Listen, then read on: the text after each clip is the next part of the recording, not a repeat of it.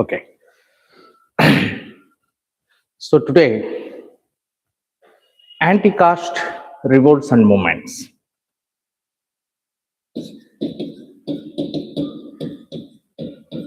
Anti-caste revolts and movements.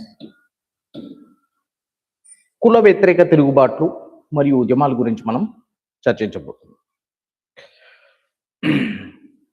ముఖ్యంగా ఈ కుల వ్యతిరేక ఉద్యమాలకు కారణాలు ఏంటి?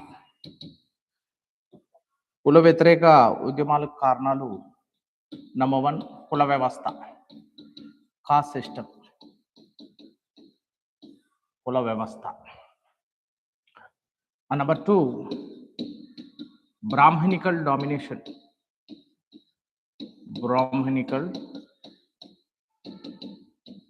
domination. Number 3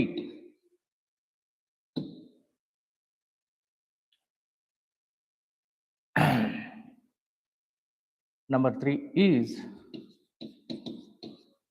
untouchability.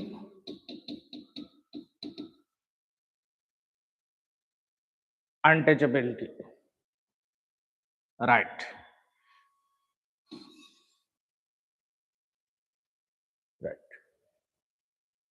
So caste system was very complex in nature and rigid. Complex in nature, rigid and complex. And the rigidity of caste system created many inequalities in the societies. Inequalities and differences in the society. So the rigidity of caste system and the complex nature of the caste system created many inequalities and differences and injustice. So ఈ కుల వ్యవస్థ అనేది చాలా కఠినంగా, చాలా పటిష్టంగా ఇది విస్తరించడం జరిగింది. ఈ కుల వ్యవస్థ పెట్టలేకపోతున్న ఈ కుల వ్యవస్థ సమాజంలో కొన్ని రుగ్మతలను తీసుకురావడం జరిగింది.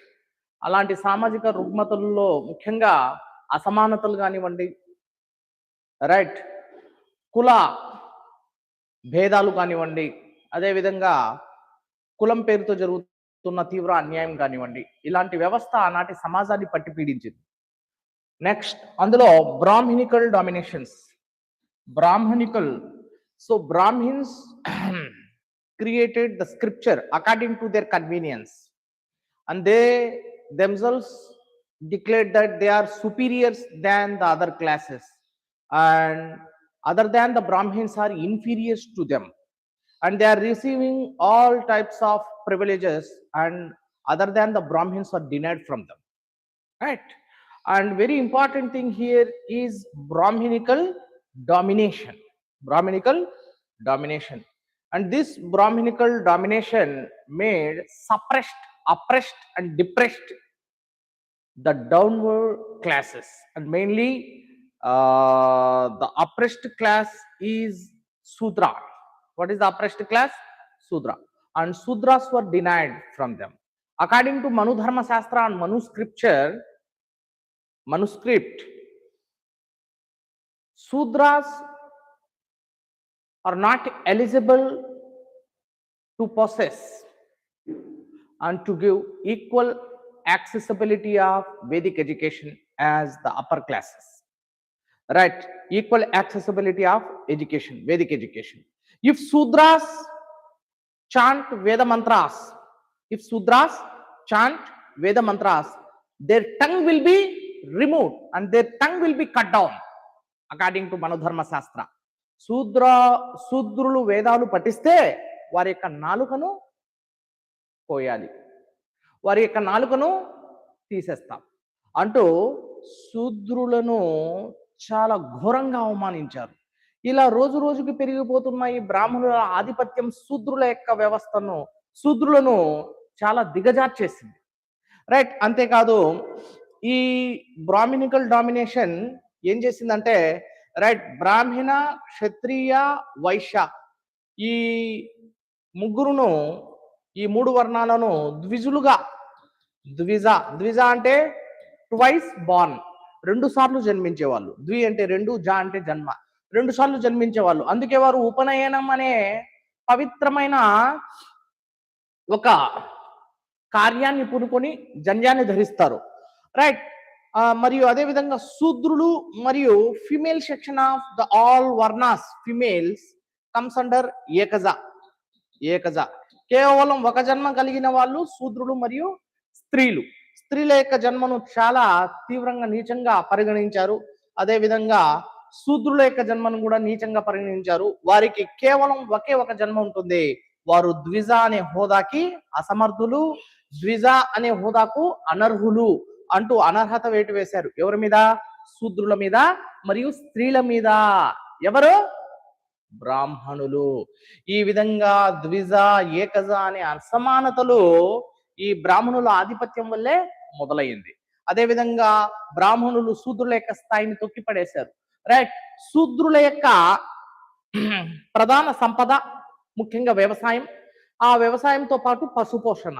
మరియు శూద్రుల యొక్క ప్రధాన ఆస్తి అయిన పశువులను వీరు యజ్ఞయాగాల సమయంలో చాలా ఘోరంగా వాటిని దారుణంగా హతమారుస్తున్నారు. పశువుల్ని దాదాపు అశ్వమేధ యాగం సమయంలో 230కి పైగా గోవుల్ని, అదేవిధంగా రాజసూయ యాగము, రైట్, వాజపేయి యాగాల సమయంలో రైట్ గో సంపదను పశు సంపదను ఏం చేస్తున్నారు?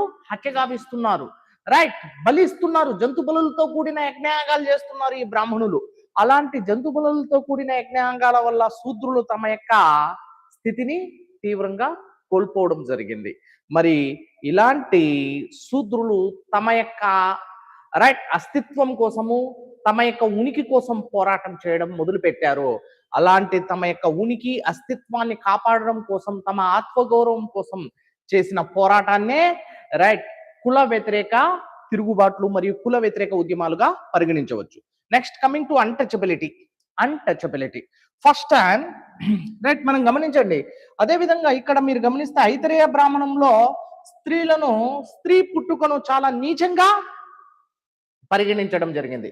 ఐతరేయ బ్రాహ్మణం says the birth of a baby girl is a curse while the birth of a baby boy is a boon or a gift. See, ఒక కుటుంబంలో స్త్రీ శిశువు జన్మిస్తే, ఆడ శిశువు జన్మిస్తే శాపం అంట. అదే కుటుంబంలో మగ శిశువు జన్మిస్తే వరం అంట. రైట్. ఈ విధంగా స్త్రీ పుట్టుకను చాలా నీచంగా పరిగణించడం జరిగింది. అదేవిధంగా అన్టచబిలిటీ అనేది ముఖ్యంగా ఋగ్వేదంలోని చివరి మండలమైన పురుష సూక్త అనే మండలం నుంచి మనకి కనిపిస్తుంది మొట్టమొదటిసారిగా. అయితే ఇది ఋగ్వేద కాలంలో పురుష సూక్తం రాయబడలేదు. 10వ మండలం అనేది మలివేద కాలంలో ఋగ్వేదానికి జత చేయబడిందే. అయితే ఈ పురుష సూక్తంలో మొట్టమొదటిసారిగా అన్టచబిలిటీ, అంటరానితనం యొక్క మూలాలు, రైట్, కుల వ్యవస్థ యొక్క మూలాలు చాలా స్పష్టంగా బోధపడతాయి. రైట్. ఈ అన్టచబిలిటీ రైట్ ఒక మనిషిని మనిషిలా పరిగణించలేదు, సాటి మనిషిని మానవీయ కులంలో పరిగణించలేదు. ఒక అంటరాని వాడు బ్రాహ్మణ వాడలో ప్రవేశించడానికి వీలు లేదు. ఒకవేళ ఒక అంటరాని వాడి యొక్క రైట్ నీడ పడితే అది మలినంగా భావించి ఆ బ్రాహ్మణుడు ఆ ప్రాంతాన్ని శుద్ధి చేయమంటాడు. రైట్. ఈ విధంగా ఒక అంటరాని వాడు అంటే ఒక శూద్రుడు, రైట్, ఒక పంచముడు బ్రాహ్మణుడి యొక్క బావిలో నీటిని ఉపయోగించుకోకూడదు. రైట్. తాగునీటిని ఉపయోగించుకోకూడదు. చాలా వారు ఊరికి దూరంగా రైట్ శివారు ప్రాంతాల్లో ఎక్కడో ఉండాలి. కానీ వ్యవసాయ క్షేత్రాల్లో పనిచేసేదే వాళ్ళే.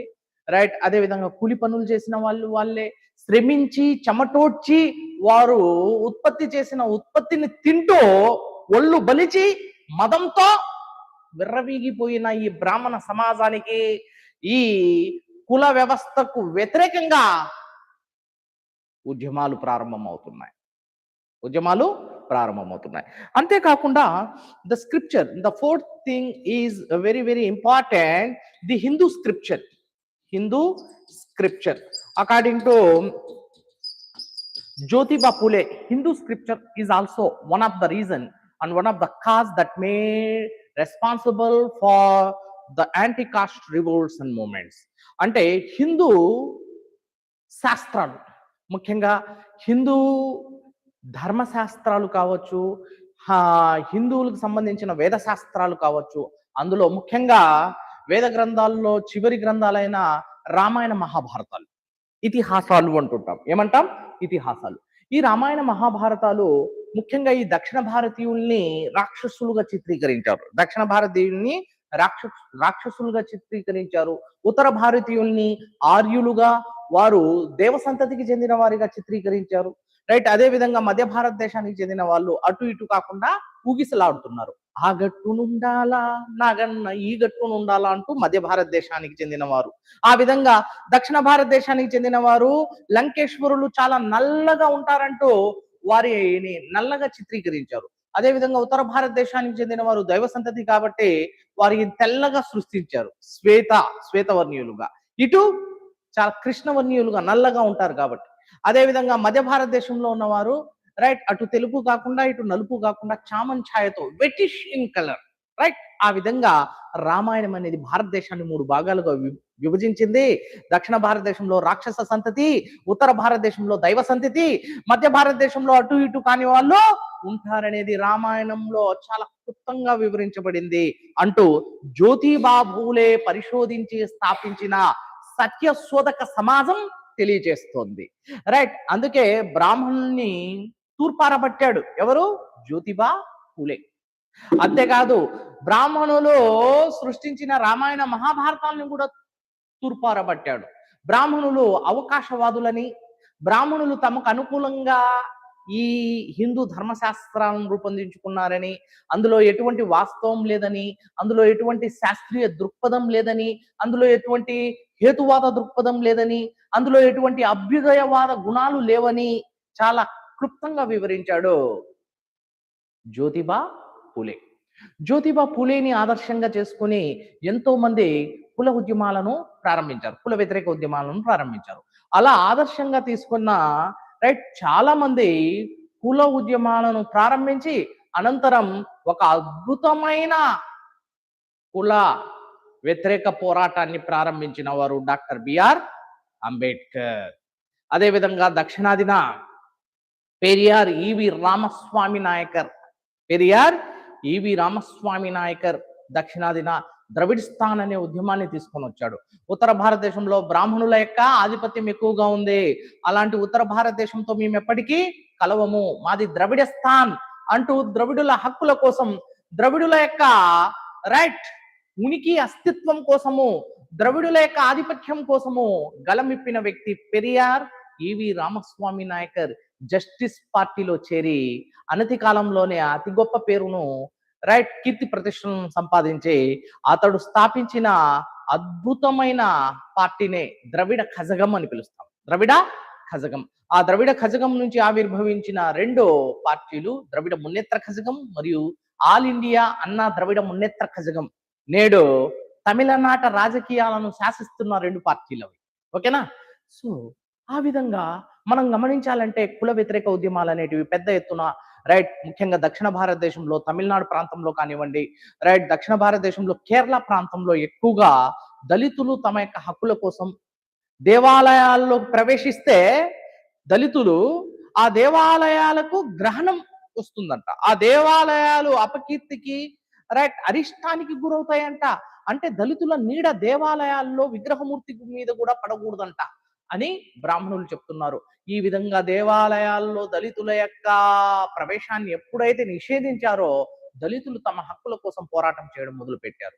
మేము మనిషి పుట్టలేదా, మనుషులుగా లేమా, మరి మాలో లేనిదేంటి మీలో ఉన్నదేంటి, రైట్ మేమెందుకు దేవాలయాల్లో ప్రవేశించకూడదు, ఎందుకు మీతో సమానంగా ఆయా బావుల్లో చెరువుల్లో నీటిని మేము ఉపయోగించుకోలేము, ఎందుకు మీతో పాటు మేము సమాన హోదాను పొందలేదు అని తమ హక్కుల కోసం దళితులు అస్పృశ్యులు రైట్ పోరాటం చేయడం మొదలు పెట్టారు.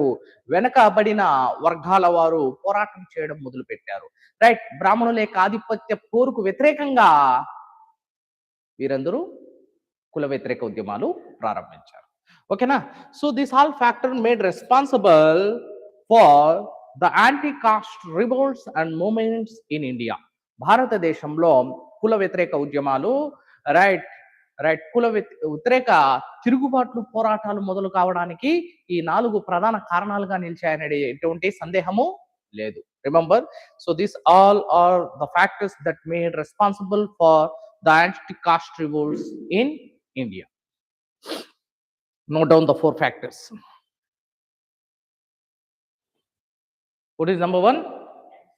Caste system. Number 2, domination. Number 3, untouchability. Right, as per the Article 17 of Constitution, Indian Constitution of India, untouchability is strictly prohibited, shall not be exposed. That's strictly prohibited.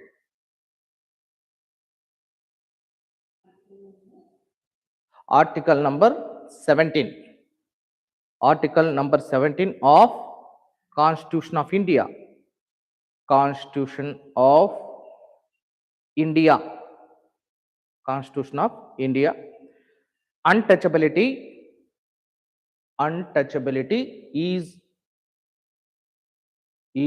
banned. Untouchability is banned. Right. అంట్రానితనం అనేది భారత రాజ్యాంగం 17వ అధికరణ ప్రకారము రద్దు చేయబడింది. ఏ అధికరణ? 17. So article 17 is an integral part of fundamental rights.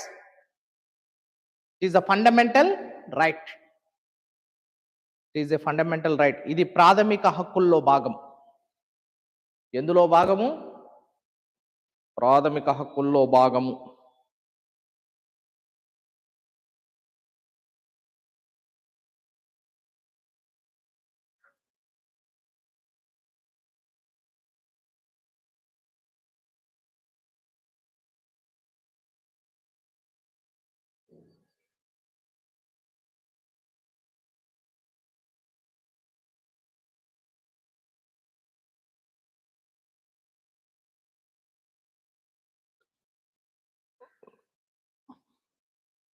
ఎందులో భాగము?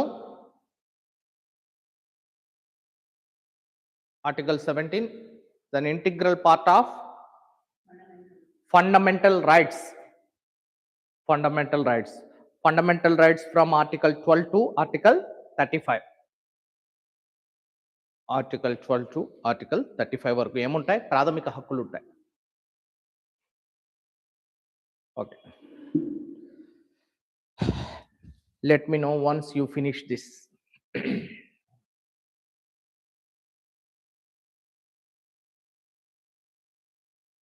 If you mention the 4 points or keywords, right, try to elaborate them, try to extend them in your style. I cannot go for dictation. You are not kids or elementary level, and you are preparing for the competitive examinations, so you should first caste system. What is the problem with caste system? Rigidity and complex in nature. Right, caste system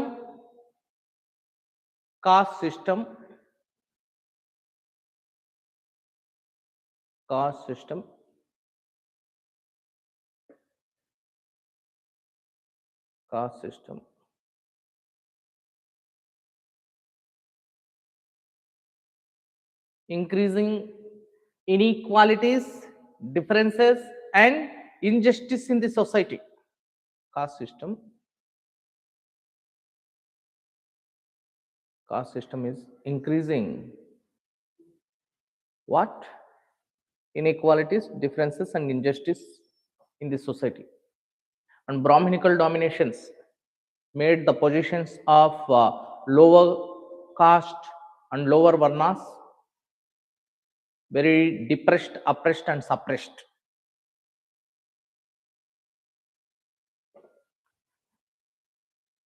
And Brahmin, Kshatriya, Vaishyas considered Dvijas, and all Sudras and females comes under Ekaza. This kind of discrimination. Next, untouchability.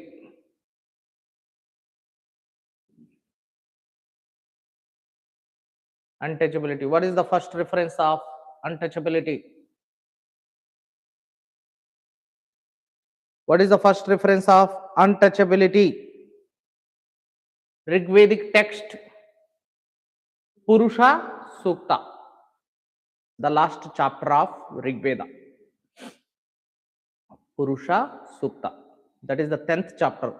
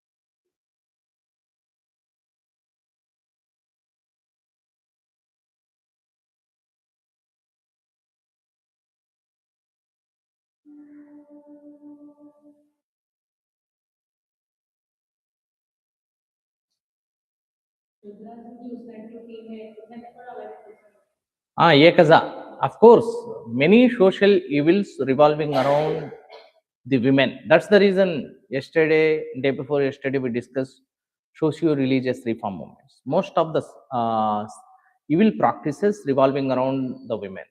Women was the center of victim for this. So we discussed sati practice, right? Gender discrimination, child marriages. These are the main customs and practices, right? Mal customs and practices.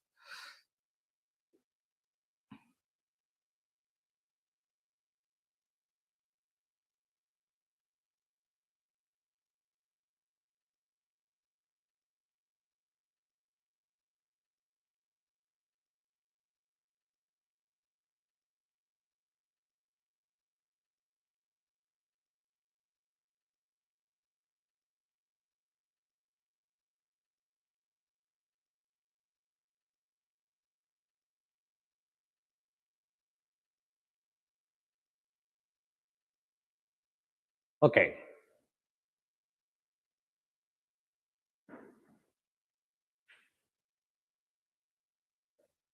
The first man who fought against this caste system, Brahminical dominance, and idolatry and Hindu scriptures was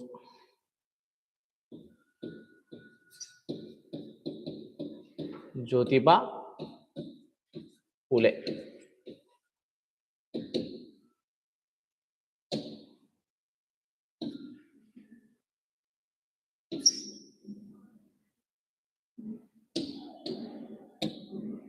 Jyotiba Phule. Jyotiba Phule founded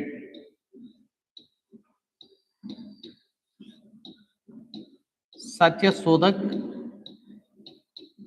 Samaj.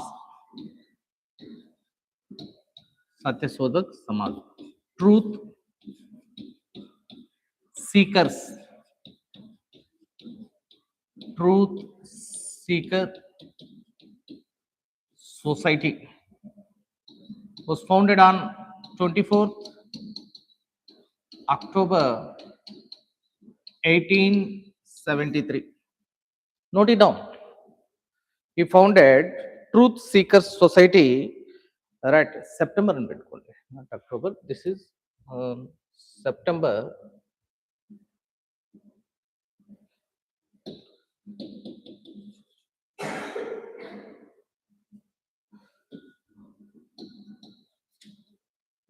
24th September 1873. The name of the society is Satya Sodak Truth Seekers Society on September 24, 1873.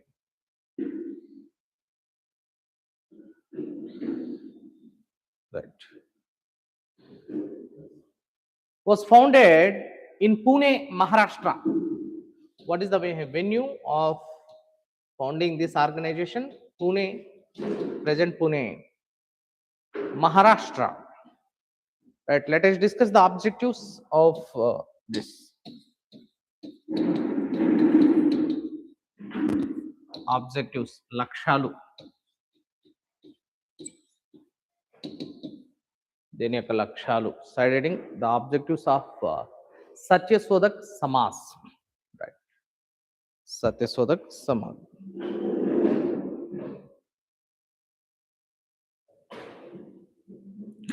Opposing Brahminical dominance and caste-based discrimination. Note it down.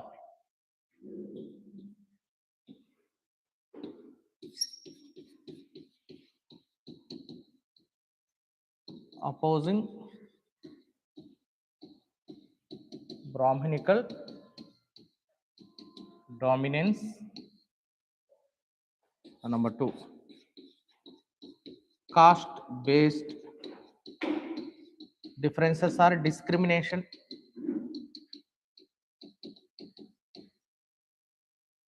Caste-based discrimination. Idolatry. Opposing what? Opposing caste-based discrimination. Opposing idolatry. Opposing Hindu scripture. Hindu scripture.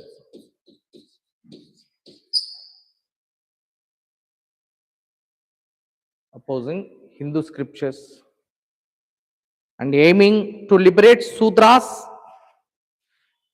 and women through education, social justice, equality,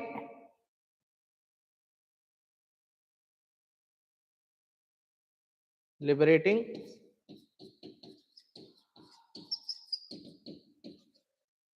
Sudras,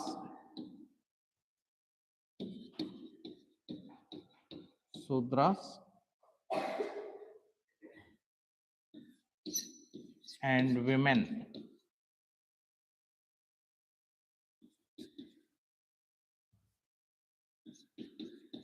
from untouchability,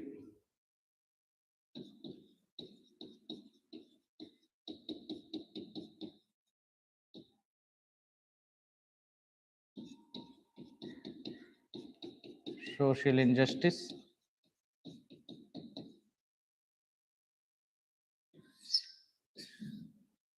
social untouchability, social injustice, and gender discrimination. Gender discrimination through education. Education is the most powerful instrument to make changes. Okay. Through what? Education. Noted.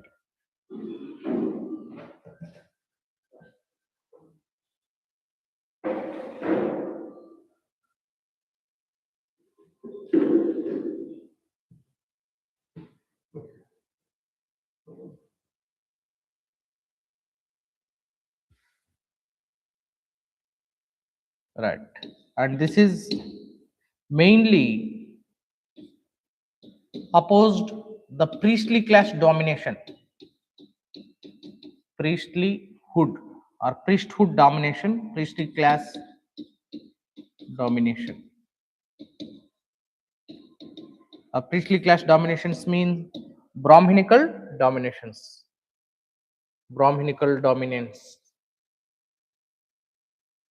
Priestly class domination or Brahminical domination. Both are same.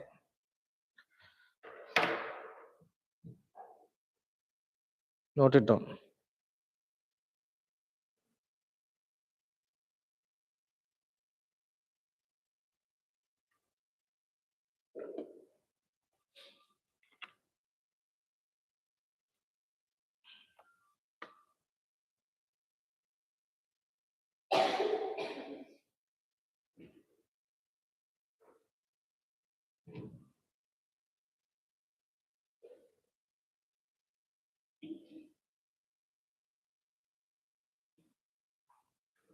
Right.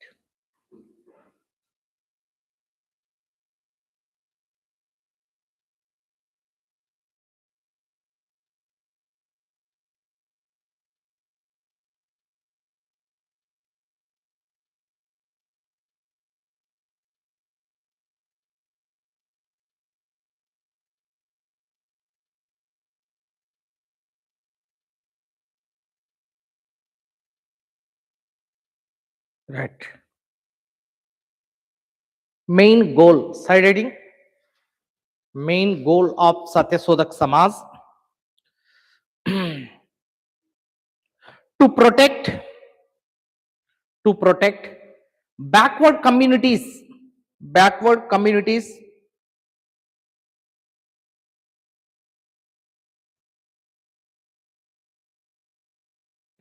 to protect backward communities from economic and social exploitation, to protect backward communities from economic and social exploitation,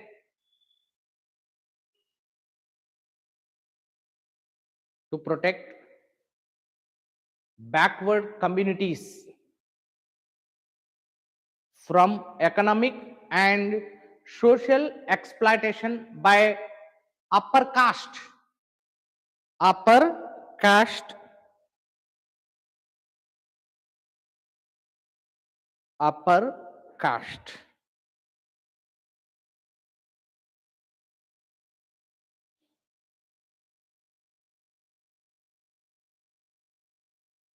Next point, promoting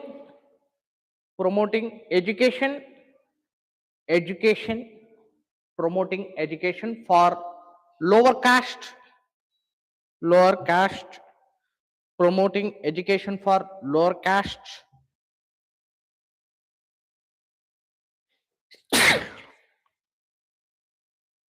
encouraging widow remarriages, encouraging widow remarriages, encouraging widow remarriages,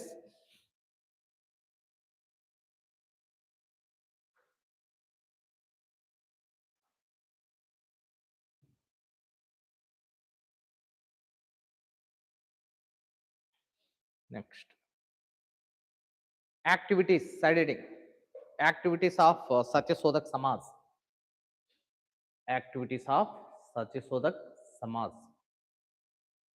activities of Satyasodak Samaj, conducting or performing marriages without priest, conducting marriages without priest అంటే పురోహితుడు లేకుండా వివాహం జరపడం. వివాహం జరపాలంటే ఎవరు రావాలి? పురోహితుడు వచ్చి ఏం చేయాలి? మంత్రాలు చదవాలి.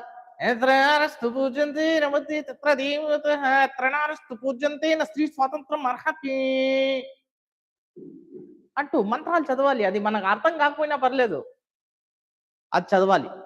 మంత్రాలు చదివి రైట్ ముహూర్తం చూసి వివాహం చేస్తాడు. ఎవడు? వాడు కలిపితే కానీ స్త్రీ పురుషులు కలవలేరు, వాడు ముహూర్తం పెడితే కానీ ఏది జరగదు. అట్లుంది మన దేశం. రైట్. ఈ విధంగా పురోహితుడు లేని వివాహాలు జరపడం అంటే ఎవరు డామినేషన్ తొలగించడానికి? Brahmins. Okay, so marriages without priest or Brahmins. Okay. Next, marriages without economic transactions, dowry. Marriages without dowry.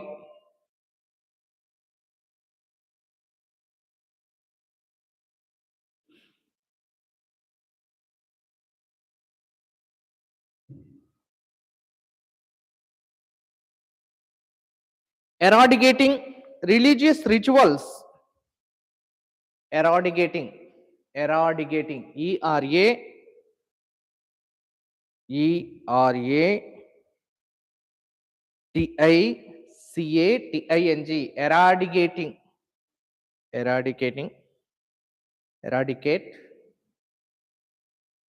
Eradicating what? Religious rituals and ceremonies. Religious rituals and ceremonies.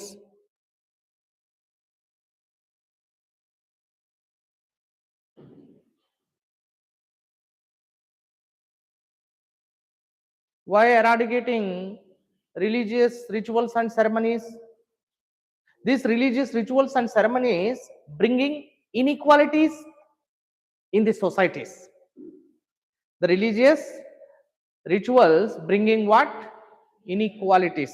That force inequalities.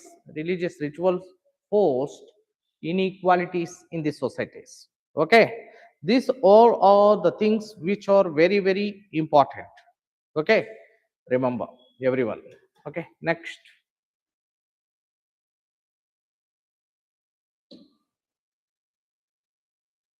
ఒకసారి ఇతడు ఎవరు? సత్యశోధక సమాజాన్ని స్థాపించిన జ్యోతిబా ఫులే తన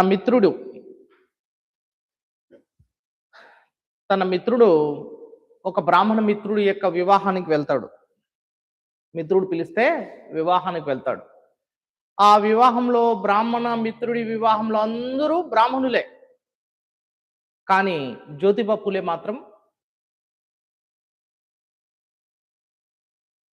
ఒక మాలి కులుస్తుడు. మాలి అంటే one who is selling garlands. పూలమాలలు అమ్ముకునే వాళ్ళని మాలి కుటుంబం, ముఖ్యంగా పూల వ్యాపారం. అలాంటి బ్యాక్వర్డ్ క్లాస్లో ఉన్న అతడు బ్రాహ్మణుడి యొక్క వివాహానికి వెళ్తే, తన మిత్రుడి యొక్క వివాహానికి వెళ్తే అక్కడ అందరూ బ్రాహ్మణులే.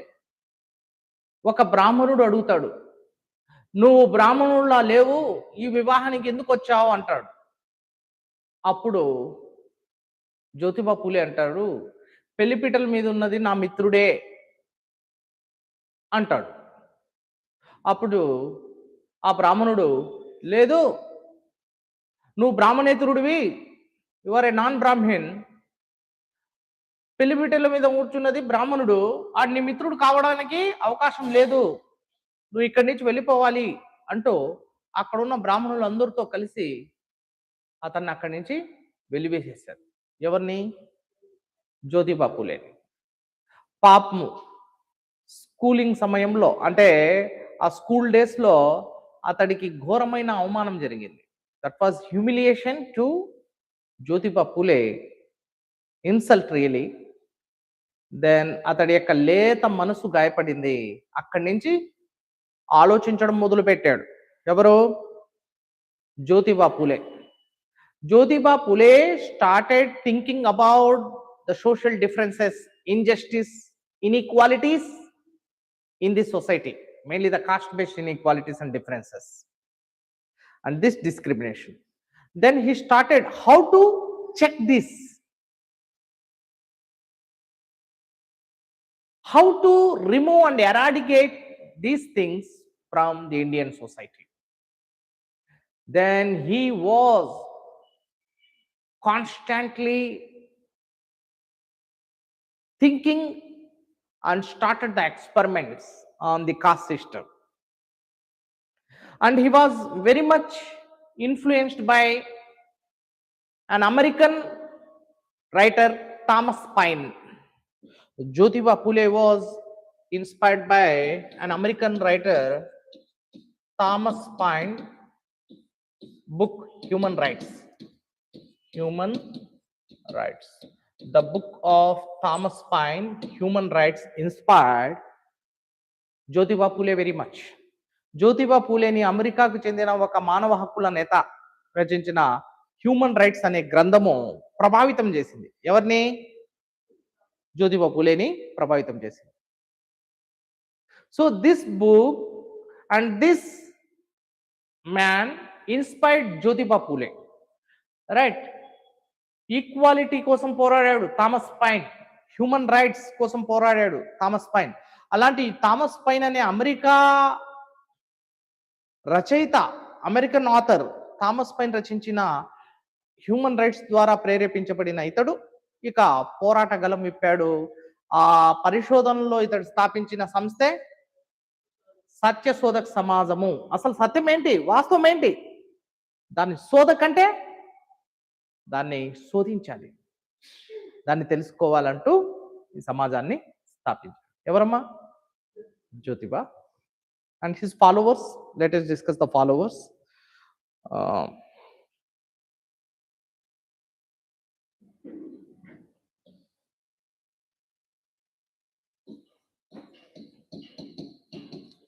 Savitribai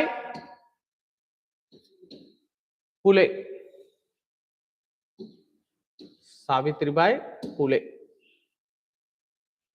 right.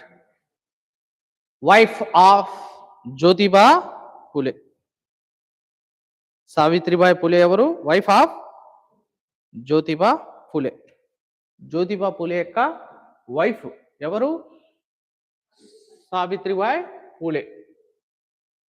Okay, remember this is very very important. Jyotiba Phule యొక్క భార్య సావిత్రిబాయి పూలే. ఈ సావిత్రిబాయి పూలే తన భర్త చేసే ప్రతి కార్యక్రమానికి తను అండగా ఉంది. ఎప్పట్లో ఉన్నారు భార్యలు, ఏంటి నేను సమాజాన్ని బాగు చేయాలనుకుంటున్నాను, సమాజాన్ని ఉద్ధరించాలనుకుంటున్నాను, రైట్, నేను వెళ్తాను సమాజ సేవ కోసం, సమాజాన్ని మంచి చేయడం కోసం నేను అడుగులు వేస్తాను అనగానే కింద మీద 2 సార్లు స్కాన్ చేస్తారు. నువ్వు నీ మొహం వెళ్ళి కూర్చోపో అంటూ, రైట్, మంచి పని చేయాలన్నా కూడా, మంచి కార్యం చేయాలన్నా కూర్చోబెట్టేస్తారు. అదే ఆ రోజుల్లో భర్తకు అండగా ఉండి, భర్త యొక్క అడుగుజాడల్లో తాను అడుగులు వేసి, భర్త యొక్క సంస్కరణోద్యమానికి తాము మద్దతుగా ఉండి తాము కూడా సంస్కరణోద్యమం మొదలుపెట్టింది. She was the first women teacher in India. Who is the first women teacher in India? Savitribai Phule. మొట్టమొదటి మహిళా ఉపాధ్యాయుని భారతదేశంలో ఎవరో? Savitribai Phule, the first women teacher in India. First women teacher in India.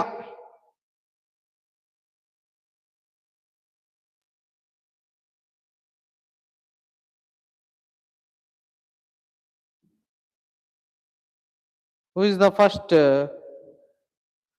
women teacher in India? Savitribai Phule.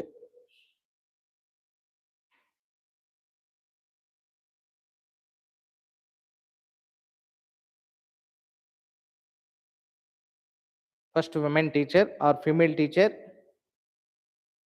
the great social reformer. She founded India's first school for girls in Pune. Note it down. She founded India's first school, India's apostrophe S, India's first school for girls in Pune in the year 1848. She founded our first girls school, India's first girls school is located in Pune. భారతదేశంలోనే తొలి బాలికల పాఠశాలను ఏర్పాటు చేసింది. ఎక్కడ? పూణేను. ఏ సంవత్సరంలో? 1848లో. ఎవరి సహాయంతో? తన భర్త జ్యోతిబా పూలేతో కలిసి. Right, very important. అయితే ఈమె గొప్పగా తన భార్య యొక్క ప్రతి ఒక్క కార్యానికి సహాయం చేస్తూ ముందుకు వెళ్ళేది. అయితే ఒకరోజు ఏం జరిగిందంటే, so she started teaching not only the girls but the downtrodden and mainly the oppressed, suppressed and depressed classes of Indian society, Dalit sections of the Indian society. దళితులు ఉంటారు కదా, రైట్? దళితులు అణగార్చబడిన వారు, అస్పృశ వర్గాలు ఉంటారు కదా, వారిని విద్యను అందించడానికి రోజు వెళ్ళేది. వెళ్తున్న సమయంలో బ్రాహ్మణులు ఈమె వెళ్ళే మార్గంలో ముళ్ళు గుచ్చేవారు. ఆ ముళ్ళు ఈమె కాలుకు గుచ్చుకునేది, కానీ ఆ ముళ్ళును తీసుకుని వెళ్ళిపోయేది. అంత హింసించే వాళ్ళు బ్రాహ్మణులు. రెండవది, పెద్ద కులస్తులు, పెద్ద పెద్ద కులాలకు చెందిన వారు ఈమె విద్యని ఇవ్వడానికి, విద్యను నేర్పించడానికి, రైట్, ముఖ్యంగా అణగార్చబడిన వారికి విద్యను ఇవ్వడానికి వెళ్తుంటే ఈమె యొక్క చీరపై పేడ విసిరేవారు. The dung throwing on the sari of Savitribai Phule. ఆమె చీర మీద ఎప్పుడైతే పేడ వేస్తారో ఇక ఆమె స్కూల్కి వెళ్ళలేదు, పిల్లలకు పాఠాలు చెప్పలేదు అనేది వీరి యొక్క మైండ్ సెట్. కానీ ఆమె మరుసటి రోజు నుంచి ఏం చేసిందంటే ఒక ఎక్స్ట్రా చీరను తీసుకువెళ్ళేది, రైట్? పేడ పడిన ఆ చీరను తీసేసి స్కూల్కి వెళ్ళి, రైట్, మరో చీరను కట్టుకొని అక్కడి నుంచి క్లాసులు చెప్పేది. That is the spirit and that is the great goal to reach the destination and to eradicate the inequalities and caste discrimination from the society, and to remove the caste discrimination and inequalities and to bring the social justice. One and only instrument is education, to educate lower cost, right? చిన్న స్థాయి కులస్తులకు, అణగార్చబడిన వారికి ఏమి ఇవ్వాలి? విద్యని ఇవ్వాలి. ఆ విధంగా విద్యని ఇచ్చేదమ్మా. ఎవరమ్మా? ఎవరిచ్చేది? సావిత్రిబాయి పూలే విద్యను అందించేది, right? She is considered the mother of Indian feminism. Note it down. She is considered mother of Indian feminism. She is considered mother of Indian feminism. Feminism. Feminism. For her tireless work. For her tireless work without rest for the rights of women, for the rights of low caste, and for the rights of women education, against child marriage, sati, untouchability. She fought against child marriages, sati,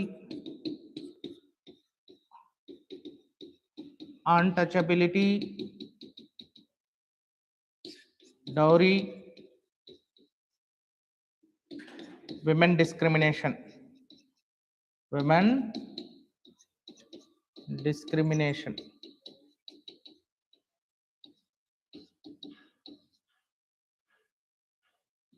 Women discrimination. So she fought against these all things for the rights of women and lower classes.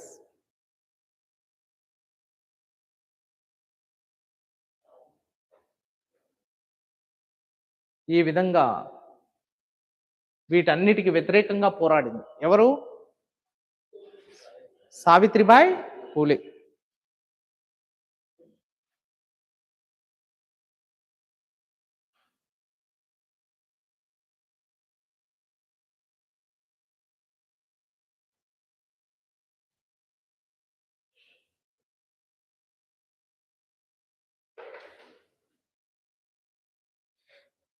She also founded Mahila Seva Mandal in 1852. Note it down. She also founded Mahila Seva Mandal in 1852 for women empowerment. Women's empowerment. For women empowerment. She also founded Mahila Seva Mandal or Mahila Seva Sadan. Mahila Seva Mandal was founded in the year 1852 for what? Women's empowerment. Women's empowerment. మహిళా సాధికారత కోసం, మహిళల సాధికారత కోసం ఆమె స్థాపించిన సంస్థ ఏది? మహిళా సేవా మండల్.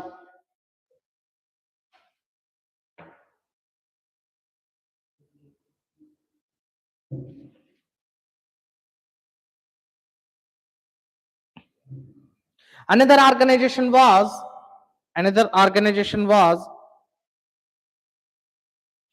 बाल हत्या प्रतिबंधक गृह. बाल हत्या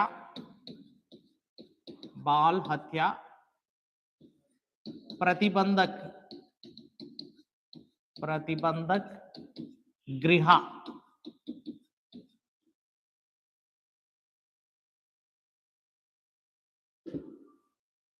बाल हत्या प्रतिबंधक गृह. Another organization, Bal Hatya Pratibandhak Griha, was also founded. What is Bal Hatya Pratibandhak Griha? A home for prevention of infanticide. Note it down. Home for prevention of what? Infanticide. A home for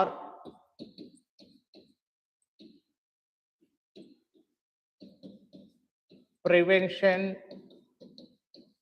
of female infanticide. Female infanticide. In the year 1863, a home for prevention of female infanticide. స్త్రీ శిశువుల్ని హత్య చేసేసేవాళ్ళు. దానికి వ్యతిరేకంగా right ball హత్య ప్రతిబంధక్ గృహ, a home for prevention of female infanticide, was also founded in the year 1863. Mahila Seva Mandal was founded in 1852, and she assisted her husband Jyotiba Phule in founding Satyasodak Samaj in 1873. Okay na?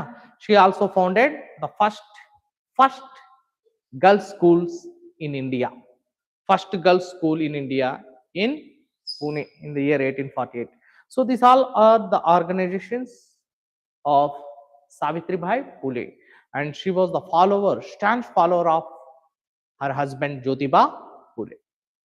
ఆ విధంగా తన భర్తకు చేదోడు వాదోడుగా ఉంటూ right అనుచరురాలుగా మారి సహాయం చేస్తూ తాను కూడా సామాజిక సంస్కరణోద్యమాల్లో పాలు పంచుకుంది. ఎవరు?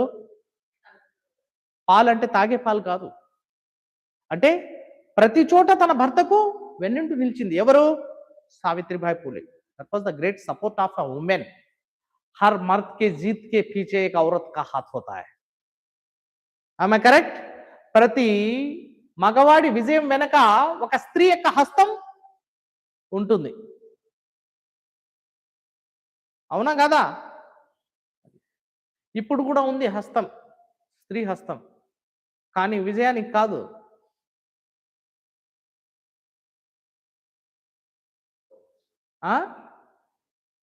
డ్రమ్లో తోసేయడానికి, రైట్, నీటిలో తోసేయడానికి, చెరువులో తోసేయడానికి ఇలాంటివి ఉన్నాయి ఇప్పుడు కూడా హస్తాలు. ఇప్పుడు సమాజంలో పురుషుడికి అన్యాయం జరుగుతుంది, ఒకప్పుడు స్త్రీకి జరిగేది. ఇప్పుడు victim is male. Once upon a time there was a domestic violence for a female, but now male. సరే కానీ నెక్స్ట్ తెలుగు చేసి ఏమైందా? బాగానే ఉన్నావా? Next side heading doctor B R Ambedkar. Doctor B R Ambedkar. Bhimrao Ramji Ambedkar.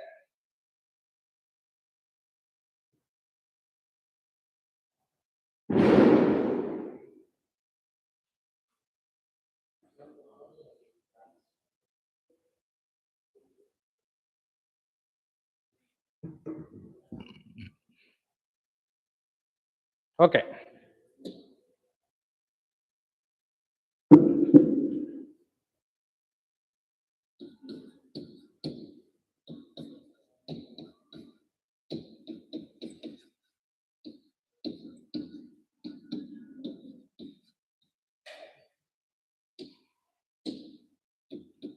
born in the year 1891 and died in the year 1956.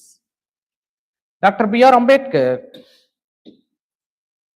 was a legendary philosopher and a great reformer of the Indian society and author of Constitution of India. Right, let us discuss. Dr. B.R. Ambedkar was born at Mahou in near Indore district in the state of Madhya Pradesh. Dr. B.R. Ambedkar was born in Mahou, near Indore district, Madhya Pradesh, in the state of Madhya Pradesh. And he was died at Mumbai, and his holy tomb is located in Mumbai, is known as Chaitanya Bhumi. Chaitanya Bhumi. Was born in the year 1891 and died in the year 1956.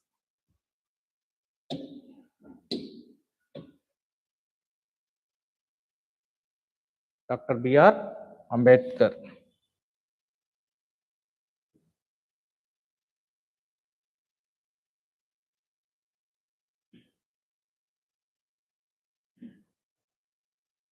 His organizations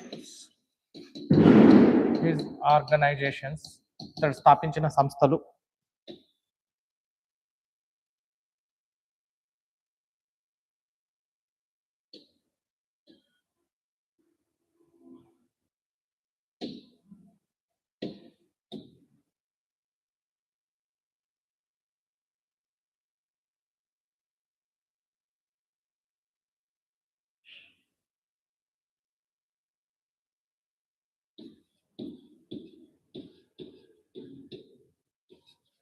భారత హితకారిణి సభ,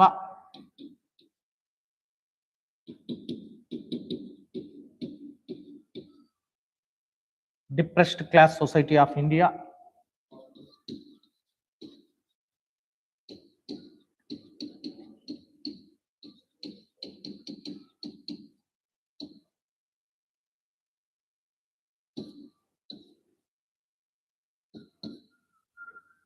in the year 1924. Next, Samata Sangh. Samanta Gadu, Samata Sangh. 1927. All India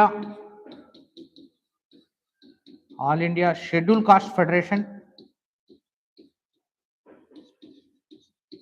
Scheduled Caste Federation in the year 1942. Next, People's Education Society. Education Society founded in the year 1945. So these all the important societies or organizations founded by Dr. B.R. Ambedkar. The political parties of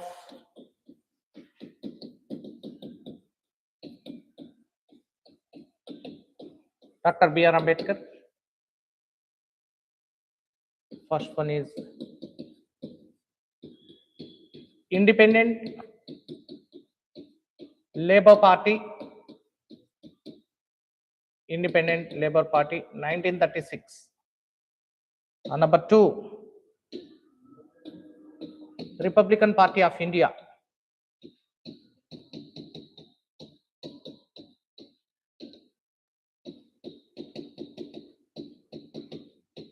(1956). These two are the political parties of Dr. B.R. Ambedkar. Republican Party of India. ఈ పార్టీని స్థాపించిన కొన్ని నెలలకే మరణించాడు 1956 లో. ఎవరు? Doctor B R Ambedkar.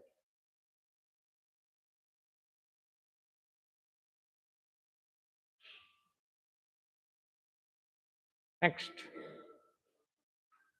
Journals of doctor B R Ambedkar. Journals means newspapers. Newspapers.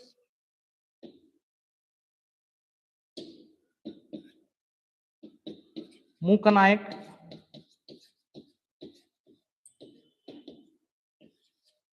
Bahishkrita Bharati,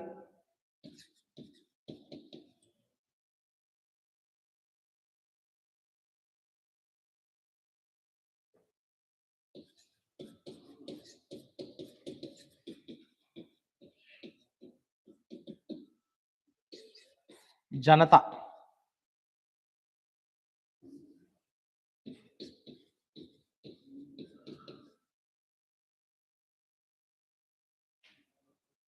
Hitakarini Sabha. ఇక్కడ Hitakarini Sabha for the betterment of the untouchables.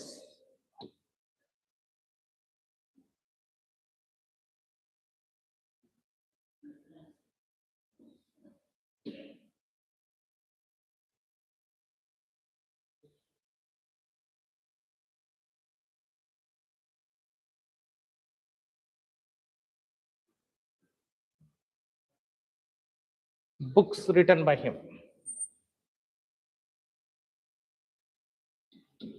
Books of Dr. B.R. Ambedkar. Number 1, Untouchables. The Untouchables.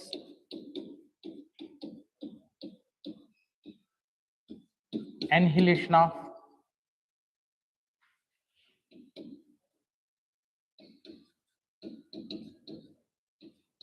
caste. Annihilation of caste. Buddha and his Dhamma. Buddha and his Dhamma or Dharma. Next, what Congress and Gandhi have done to the untouchables. Have done to the untouchables.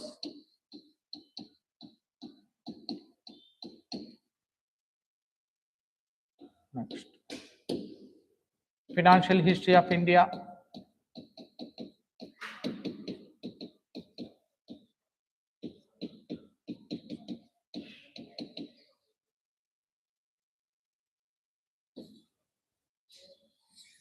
Financial history of India. Next, Pakistan or partition of India.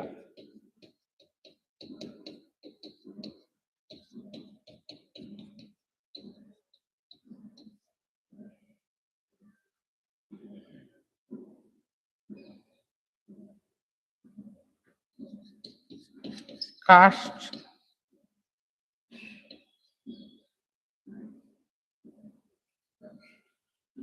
system in India.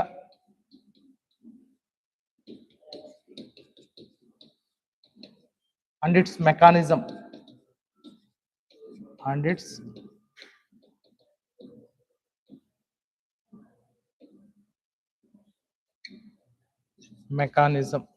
Caste system in India and its mechanism.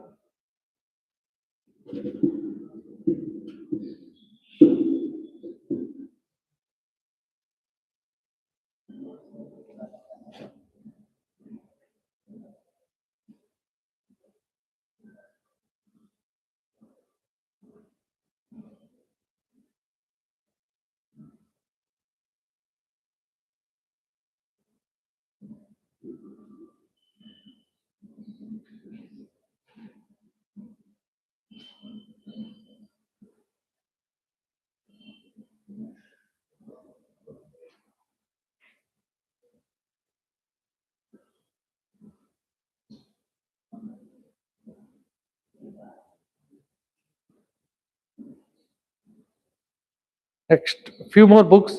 The space is very less there, limited. Note it down. Few more books like who were the Shudras? Who were the Shudras? Who were the Shudras?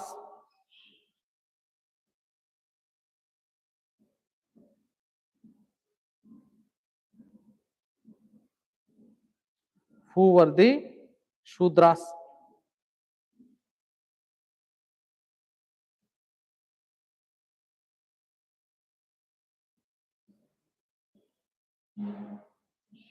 The problem of the rupee. The problem of the rupee. Who were the Shudras? The problem of the rupee.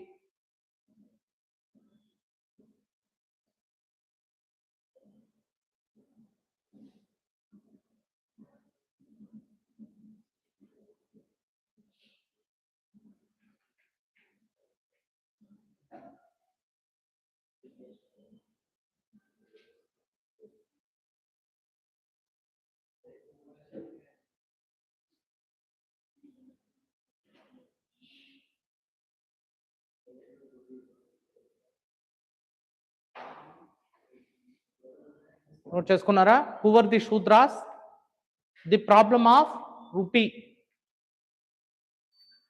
Right, ఇవన్నీ important. Ambedkar గురించి గుర్తుంచుకోవాలి మీరు. అంబేద్కర్ పుట్టింది ఎక్కడ? Mhow. Mhow is located in near Indore, Madhya Pradesh in 1891 and died at Mumbai, and his tomb is located Chaitanya Bhumi, Mumbai, right, 1956, right. And the organizations, right, founded by him, Bahishkrit Hitakarini Sabha Bharat అని పెట్టుకోకుండా ఇక్కడ bracket లో బహిష్కృత అని పెట్టుకోవచ్చు. బహిష్కృత హితకారిణి సభ, depressed class society. Okay, 1924. Next, Samata Sangh, for the equality of the society, Samata Sangh. Next, All India Scheduled Caste Federation. Next, People's Education Society, 1945. Then the political parties of Dr. B.R. Ambedkar, founded in the year 1936, that is Independent Labour Party. And next, number 2, Republican Party of India, 1956. The organizations we discussed. Then journals founded by B.R. Ambedkar, Mukanayak, Bahishkrita Bharati, and Janata. These three are the journals, very important. When it comes to the books of Dr. B.R. Ambedkar, The Untouchables, Annihilation of Caste, Buddha and His Dhamma, What Congress and Gandhi Have Done to the Untouchables, Financial History of India, right, Pakistan or Partition of India, or Thoughts. This book is also known as Thoughts on Pakistan. Thoughts on Pakistan. Okay, next, caste system in India, right, caste in India and their mechanism. Where mechanism. And next, very important, who were the Sudras? Who were the Sudras? Sudrulu evaru?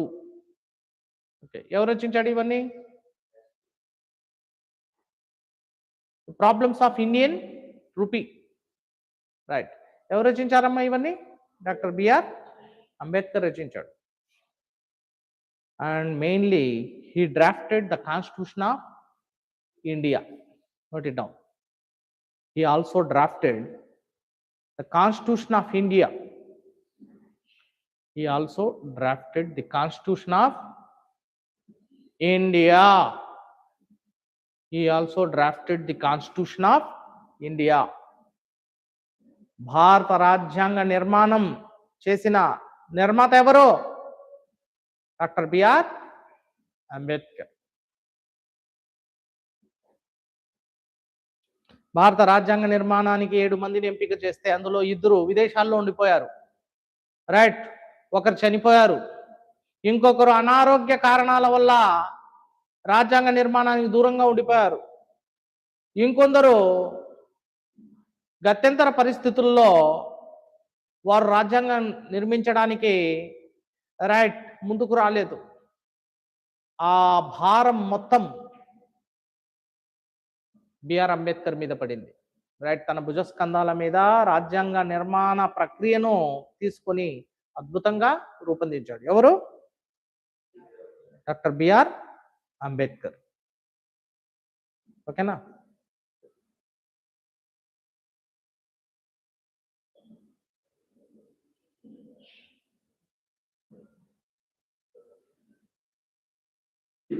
ఎన్ని రోజులు పట్టింది రాజ్యాంగం నిర్మించడానికి? 2 సంవత్సరాల 11 నెలల 18 రోజులు పట్టింది. చెప్పండి. 2 years 11 months 18 days. 2 years 11 months 18 days. But the Constitution of India came into force on 26th Jan. Right. We are celebrating the day as Republic Day. Okay. Now coming to the point. B R Ambedkar, వినండి, జాగ్రత్తగా వినాలి.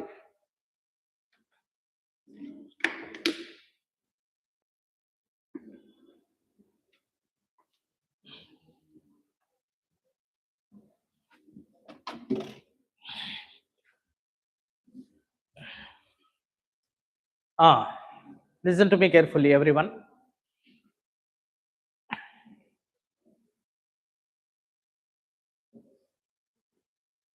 BR Ambedkar చిన్నప్పుడు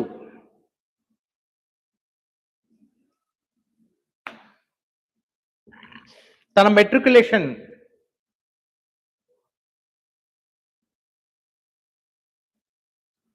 1907లో Elphinstone college కంటే ముందు matriculation Bombay యూనివర్సిటీకి సంబంధించిన affiliated schools లో పూర్తి చేశాడు. ఎవరు? చెప్పండమ్మా. బిఆర్ అంబేద్కర్. ఆ తర్వాత కాలేజ్ స్టడీ బాంబే యూనివర్సిటీకి అఫిలియేటెడ్ గా ఉన్న ఎల్ఫిన్స్టోన్ కాలేజ్, ఎక్కడ? బాంబేలో. ఎల్ఫిన్స్టోన్ కాలేజ్లో తమ యొక్క కాలేజ్ స్టడీ పూర్తి చేశాడు. ఆ తర్వాత హైయర్ స్టడీస్ కోసము కొలంబియా వెళ్ళాడు. ఎవరు? వినండి జాగ్రత్తగా. హైయర్ స్టడీస్ కోసం ఎక్కడికి వెళ్ళాడు? కొలంబియా. తనకి హైయర్ స్టడీస్ కోసం ఫినాన్షియల్ అసిస్టెన్స్, ఆర్థిక సహాయం చేసిన వారు బరోడా మహారాజు షాజీ గైక్వాడ్. వినాలి జాగ్రత్తగా అమ్మా, వినాలి అయ్యా, వినాలి. బరోడా మహారాజు షాజీ గైక్వాడ్ అంబేద్కర్ కి పై చదువుల కోసం ఆర్థిక సహాయం చేశాడు. బరోడా మహారాజు షాజీ గైక్వాడ్ సహకారంతో అంబేద్కర్ ఎక్కడికి వెళ్ళాడు? కొలంబియాకి వెళ్ళాడు. కొలంబియాకి వెళ్ళి ఉన్నత చదువులు అభ్యసించాడు. అంబేద్కర్ ఆ తర్వాత లండన్ టైమ్స్ ఆఫ్ ఎకనామిక్స్ లో అద్భుతమైన పిహెచ్డి చేశాడు. ఎక్కడ? London, United Kingdom. రైట్. ఆ విధంగా doctor B R Ambedkar history, economics and political science వీటిలో పిహెచ్డి సాధించాడు. అందుకే డాక్టరేట్ సాధించి డాక్టర్ అయ్యాడు. అంటే డాక్టర్ బిఆర్ అంబేద్కర్ అయ్యాడు. మరి డాక్టర్ బిఆర్ అంబేద్కర్ ఎకనామిక్స్ లో ఒక థీసిస్ రాశాడు. The thesis that he wrote on the problem of provincial economy in India and its solution. Problem of provincial economy in India and solution అనే దాని మీద అతడు థీసిస్ రాసి ఎకనామిక్స్ మీద డాక్టరేట్ సంపాదించాడు. ఎవరు? B R Ambedkar. Right. So united కింగ్డమ్లో London schools of ఎకనామిక్స్లో ఎకనమీ మీద పట్టా సాధిస్తే కొలంబియాలో పొలిటికల్ సైన్స్, హిస్టరీస్ మీద పట్టా సాధించాడు. ఎవరు? Doctor B R Ambedkar. ఆ విధంగా భారతదేశానికి మళ్ళీ తిరిగి వచ్చాడు. తిరిగి వచ్చి ఎన్నో అవమానాలు ఎదుర్కొన్నాడు. ఫస్ట్ ఇతడి యొక్క స్కూల్ డేస్లో, చిన్నప్పుడు ఎలిమెంటరీ లెవెల్లో ఉన్నప్పుడు, స్కూల్కి వెళ్ళినప్పుడు 4వ తరగతి చదువుతున్నాడు. ఎన్నో తరగతి? 4th standard. 4వ తరగతి చదివే సమయంలో ఇతడు మహర్ కుటుంబంలో జన్మించాడు. ఏ కుటుంబంలో జన్మించాడు? He was born in Mahar family. Mahar is a Dalit suppressed, oppressed and depressed class of Maharashtra and Madhya Pradesh. Maharashtra, Madhya Pradesh ఈ ప్రాంతాలలో మహర్ కులస్తులు ఉండేవారు. వీరిని అంటరాని వారుగా చెప్పుకునేవారు.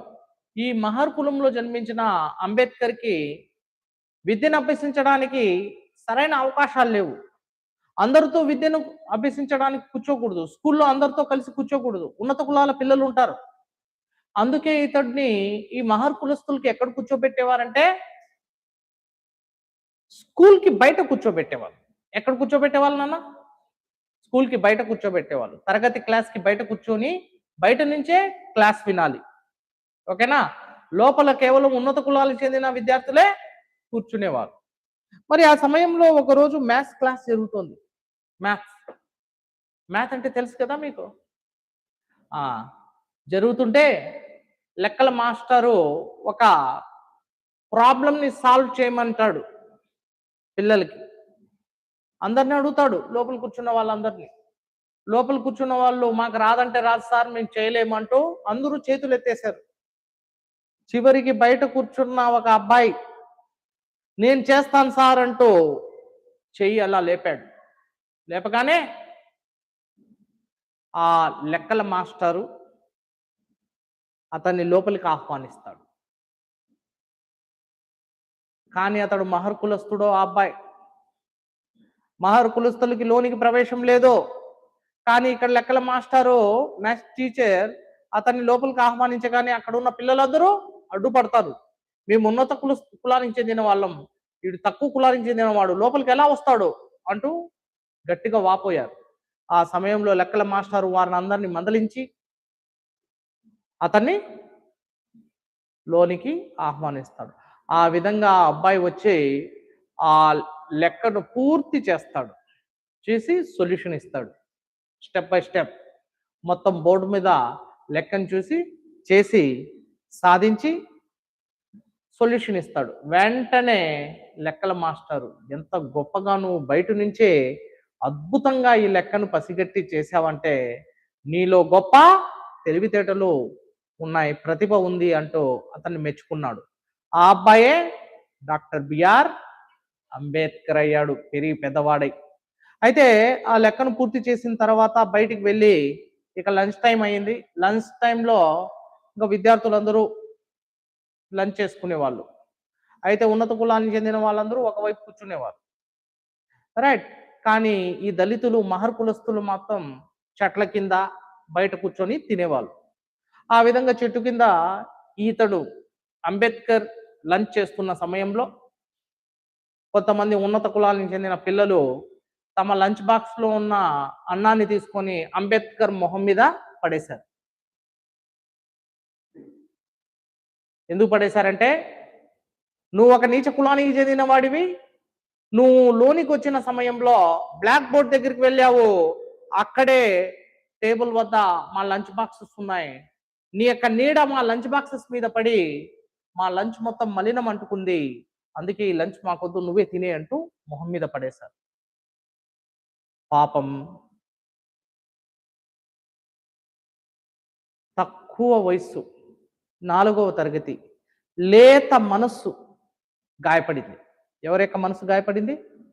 అసలు ఎందుకు ఇలా జరుగుతుంది, నన్ను ఎందుకు ఇలా ట్రీట్ చేస్తున్నారు అంటూ ఆలోచించడం మొదలు పెట్టాడు. ఎవరు? అంబేద్కర్.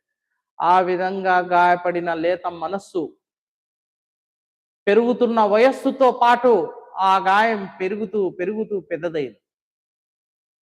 చివరికి ఎన్నో అవమానాలను ఎదుర్కొన్న ఇతడు ఒకరోజు తన మామ వాళ్ళ ఇంటికి రత్నగిరి సమీపంలో, ఎక్కడ? రత్నగిరి సమీపంలో తన మామ ఇంటికి వేసవి సెలవుల్లో వెళ్తున్నాడు. వేసవి సెలవుల్లో మహర్ కులస్తులు రైట్ తమ బంధువుల ఇంట్లోకి వెళ్తున్నారు. వెళ్తున్న సమయంలో వీరు దాదాపు బంధువుల ఇంటికి వెళ్ళడానికి 9 కిలోమీటర్లు నడిచి వెళ్ళాలి. ఆ వేసవి ఎండు మండల్లో, ఆ ఎండల్లో మండుతున్న ఎండల్లో ఆ పిల్లలు కొద్ది దూరం నడిచిన తర్వాత అలసిపోయారు. They are tired. అయితే మధ్యలో ఒక జట్కా బండి వస్తుంటే ఆ జట్కా బండిని మాట్లాడుకుంటారు. మేమందరము మీ బండిలో వస్తాము అంటూ ఆ జట్కా బండిలో ఎక్కి వెళ్తుండగా వీరు మాట్లాడుకుంటూ దాదాపు 10-12 మంది పిల్లలు మాట్లాడుకుంటూ వెళ్తూ ఉంటే ఆ జట్కా బండిని నడిపేవాడు వీరికంటే ఉన్నత కులస్తుడు. వాడికి అర్థమైంది వీళ్ళు తక్కువ కులానికి చెందిన వాళ్ళు మహర్ కులస్తులు అని అర్థమై వాడు సగం దూరం వెళ్ళిన తర్వాత వీళ్ళని కింది దించేస్తాడు. నా బండికి మలినం అంటుకుంది, మీరందరూ ఎక్కడంతో రైట్, మీరు మహర్ కులస్తులు కదా, మీకు ఆహ్వానం లేదు నా బండిలో, మీరు ఇక్కడే ఉండిపోండి అంటూ వదిలి వెళ్ళిపోయాడు. ఆ రకంగా ఈ పిల్లలందరూ పాపం మార్గ మధ్యమం నుండి మెల్లగా ఇంకో 5 కిలోమీటర్లు దాటి రైట్ వెళ్ళాల్సి వచ్చింది. అలా వెళ్తూ మధ్యలో ఒక బ్రాహ్మణవాడ వచ్చింది, అగ్రహారం. ఆ బ్రాహ్మణవాడలోకి అలిసిపోయిన మండు టెండల్లో అలసిపోయిన ఈ పిల్లలు నీరు తాగడానికి వెళ్ళారు. ఎక్కడికి? బ్రాహ్మణవాడలో. నీరు తాగడానికి బ్రాహ్మణవాడలో ఉన్న ఒక బావిలో నూతిలో నీరు తాగుతుండగా అక్కడున్న బ్రాహ్మణులు రాళ్లతో కొట్టడం మొదలు పెట్టారు ఆ పిల్లలకి. అలా రాళ్ల గాయాలు తాకిన పిల్లలు కొంతమంది బాధపడుతూ రక్తంతో రక్తసిక్తం అవుతూ పరుగులు తీశారు. ఆ విధంగా పరుగులు తీసి సంధ్యా సమయం కల్లా చేరాల్సిన తమ బంధువుల ఇళ్ళకి చేరుకున్నారు. తమకు జరిగిన అన్యాయాన్ని, తమకు జరిగిన అవమానాన్ని, తమకు జరిగిన ఈ ఘోరాన్ని, దారుణాన్ని తమ బంధువులతో చెప్పుకొని కన్నీరు మున్నీరయ్యారు పిల్లలు. అలాంటి వాడిలో అంబేద్కరు ఒకరు. అంబేద్కర్కి సామాజిక స్పృహ కలిగింది. అరే, ఇలా ఈ ఉన్నత కులస్తులు తక్కువ కులస్తులు అనే మా మీద చేస్తున్న ఈ దాడిని ప్రతిఘటించాలంటూ అంబేద్కర్ పూనుకున్నాడు. ఆ విధంగా సంకల్పంతో వీటన్నిటిని తొలగించాలంటే మంచి విద్య కావాలి అంటూ విద్య కోసం పాటుపడ్డాడు. మెట్రికులేషన్ పూర్తి చేశాడు. తర్వాత ఎల్ఫిన్స్టోన్ కళాశాలలో కళాశాల విద్య పూర్తి చేశాడు. ఆ తర్వాత పై చదువుల కోసం షాజీ గైక్వాడ్ వద్దకు వెళ్ళి ఆర్థిక సహాయాన్ని తీసుకొని కొలంబియా వెళ్ళాడు. కొలంబియా యూనివర్సిటీలో చదివాడు. అదేవిధంగా యూకే లండన్ ఎకనామిక్స్ పూర్తి చేశాడు. అదేవిధంగా రైట్ అంత పూర్తి చేసి ఇంటికి వచ్చిన తర్వాత, తిరిగి భారతదేశానికి వచ్చిన తర్వాత షాజీ గైక్వాడ్ తన కొలువులో ఉన్నత స్థానం ఇచ్చాడు. తన కొలువులో అత్యధిక చదువు చదివిన పట్టా పొందిన మొట్టమొదటి దళితుడు, దళిత వర్గం నుండి పట్టా పొందిన తొలి వ్యక్తి ఎవరంటే doctor B R Ambedkar. Right, the first Dalit graduate. Who is the first Dalit graduate? B R Ambedkar. ఈ విధంగా రైట్ పట్టా పొందిన తొలి దళితుడు ఎవరంటే చెప్పండమ్మా, బిఆర్ అంబేద్కర్. షాజీ గైక్వాడ్ వద్దకు వచ్చి రైట్ ఒక పెద్ద ఆఫీసర్గా పనిచేస్తున్న రోజుల్లో అతడి కింద పనిచేస్తున్న ఉన్నత కులాలకు చెందిన వారు అంబేద్కర్ మొహం మీద ఫైల్స్ పడేసేవారు. అంబేద్కర్ పెద్ద ఆఫీసర్ అయినప్పటికీ కింద పనిచేస్తున్న వాళ్ళు ఉన్నత కులాలకు చెందిన కులస్తులు కాబట్టి వారు వెళ్ళి ఫైల్స్ పడేసేవారు. ఎవరి మీద? అంబేద్కర్ మొహం మీద. అప్పుడు అంబేద్కర్కి అనిపించింది, ఇన్ని రోజులు అయ్యింది, భారతదేశం మారుతుంది అనుకున్నాను, ఇంకా మారలేదా ఈ సమాజము అని బాధతో ఇక ఈ సమాజానికి చికిత్స చేయాలి అంటూ అక్కడి నుంచి మొదలు పెట్టాడమ్మా పోరాటం చేయడం. మొట్టమొదటిసారిగా విదేశీ చదువుల అనంతరం అంబేద్కర్ భారతదేశానికి వచ్చిన తర్వాత చేసిన అతి గొప్ప ఉద్యమం మహర్ చెరువు ఉద్యమం, Mahar tank movement. What is it? Mahar tank movement. Mahar అనే ఒక చెరువు ఉండేదమ్మా మహారాష్ట్రలో, రత్నగిరి వద్ద. ఏముండేది? మహర్ చెరువు. అంటే ఆ చెరువులో పక్కనే ఉన్న దళితులు, మహర్ కులస్తులందరూ నీటిని ఉపయోగించుకునేవారు తాగడానికి.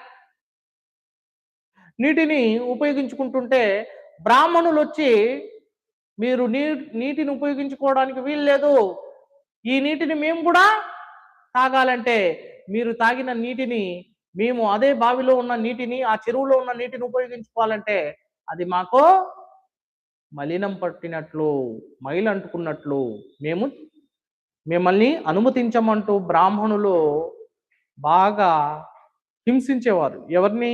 మహర్ కులస్తుల్ని. ఆ విధంగా ఈ చెరువులో నీటిని తాగడం మా యొక్క హక్కు అంటూ అంబేద్కర్ మొట్టమొదటిసారిగా ఉద్యమించడం మొదలుపెట్టాడు. ఆ విధంగా బలవంతంగా ఆలయాల ప్రవేశం కోసము, బలవంతపు ఆలయ ప్రవేశం కోసము, రైట్, అదే విధంగా రైట్,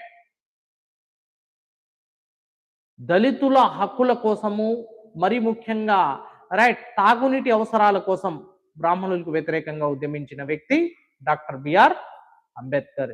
ఈ విధంగా డాక్టర్ బిఆర్ అంబేద్కర్ తన జీవితంలో ఎన్నో కష్ట నష్టాలను చూసి ఒడిదొడుకుల్ని ఎదుర్కొని రైట్ ఒక గొప్ప స్థాయికి చేరుకున్నాడు డాక్టర్ బిఆర్ అంబేద్కర్. ఆ రకంగా భారత రాజ్యాంగం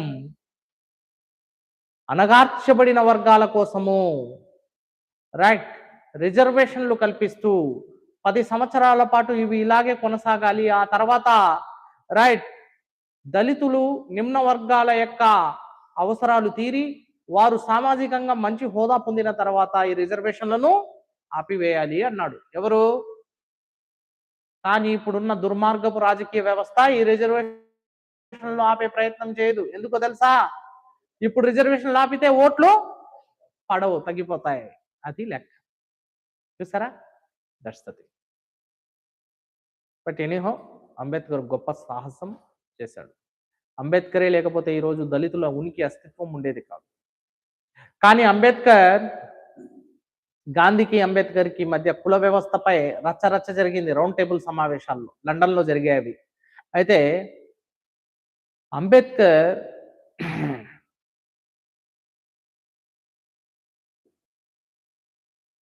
దళితుల హక్కుల కోసం పోరాటం చేసి ఎన్నో విజయాలను సాధించి దళితులకి సామాజిక సమానత్వాన్ని కల్పించిన అతి గొప్ప మహోన్నత ఆశయాలు కలిగిన వ్యక్తి అంబేద్కర్. ఓకేనా? సరే,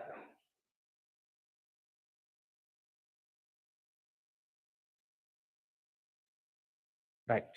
next our discussion on Justice Party. Note it down.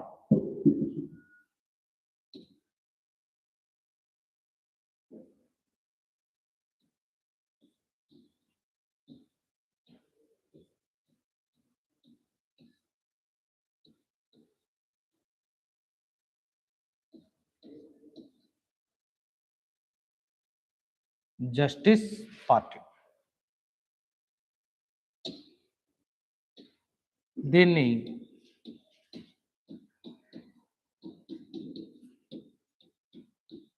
South Indian liberal federation అని పిలిచేవారు. రైట్, మొట్టమొదట ఈ పార్టీ పేరు ఏంటంటే సౌత్ ఇండియన్ లిబరల్ ఫెడరేషన్. దీన్ని 1917లో స్థాపించారు. స్థాపించిన వారు ఎవరంటే T M Nair, C C N Mudaliar,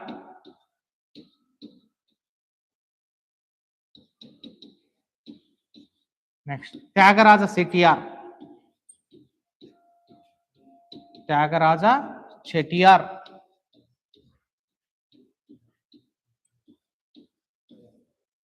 TM Nair, C C N Mudaliar and Thyagaraja Chettiar 1917లో సౌత్ ఇండియన్ లిబరల్ ఫెడరేషన్ అనే పార్టీని స్థాపించారు. దీన్నే జస్టిస్ పార్టీ అని కూడా పిలుస్తారు. In the year 1917 C N Mudaliar, C C N Mudaliar, right, T M Nair and Tyagaraja Chettiar founded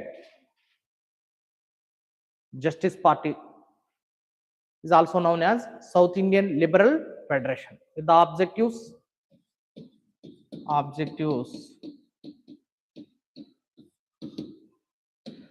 objectives are number 1,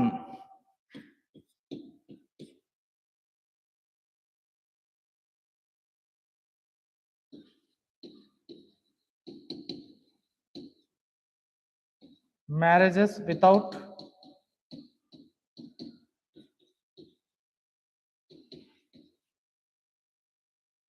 without priest, పురోహితులు లేని వివాహాలు చేయడం. Next forcible entry, forcible entry,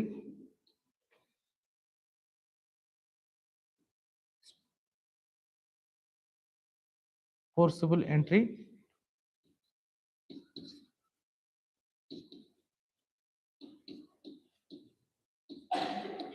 forcible entry to the temples, బలవంతపు దేవాలయ ప్రవేశం, forcible entry into the temples. Note it down. Right. Next, very important thing,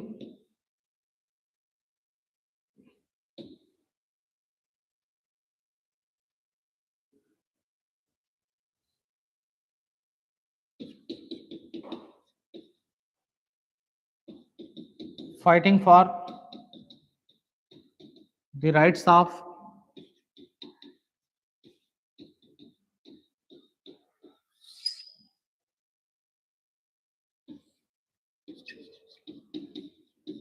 middle and lower classes of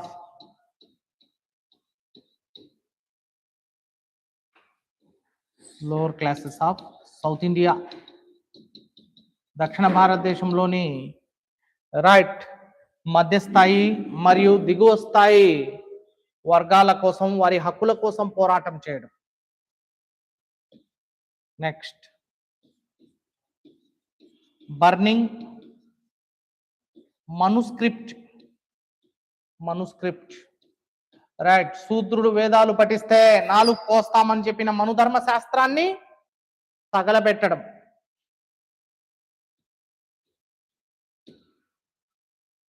opposing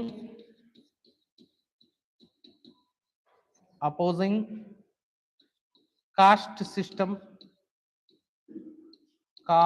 system and Brahminical domination,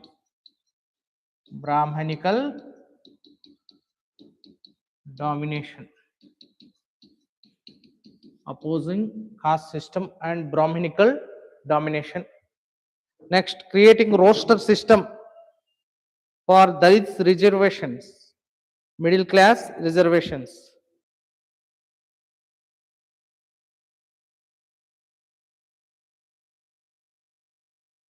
Roster system.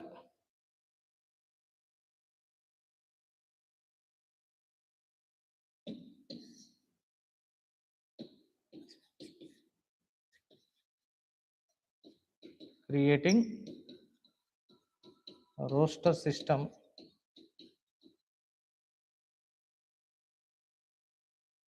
for the reservations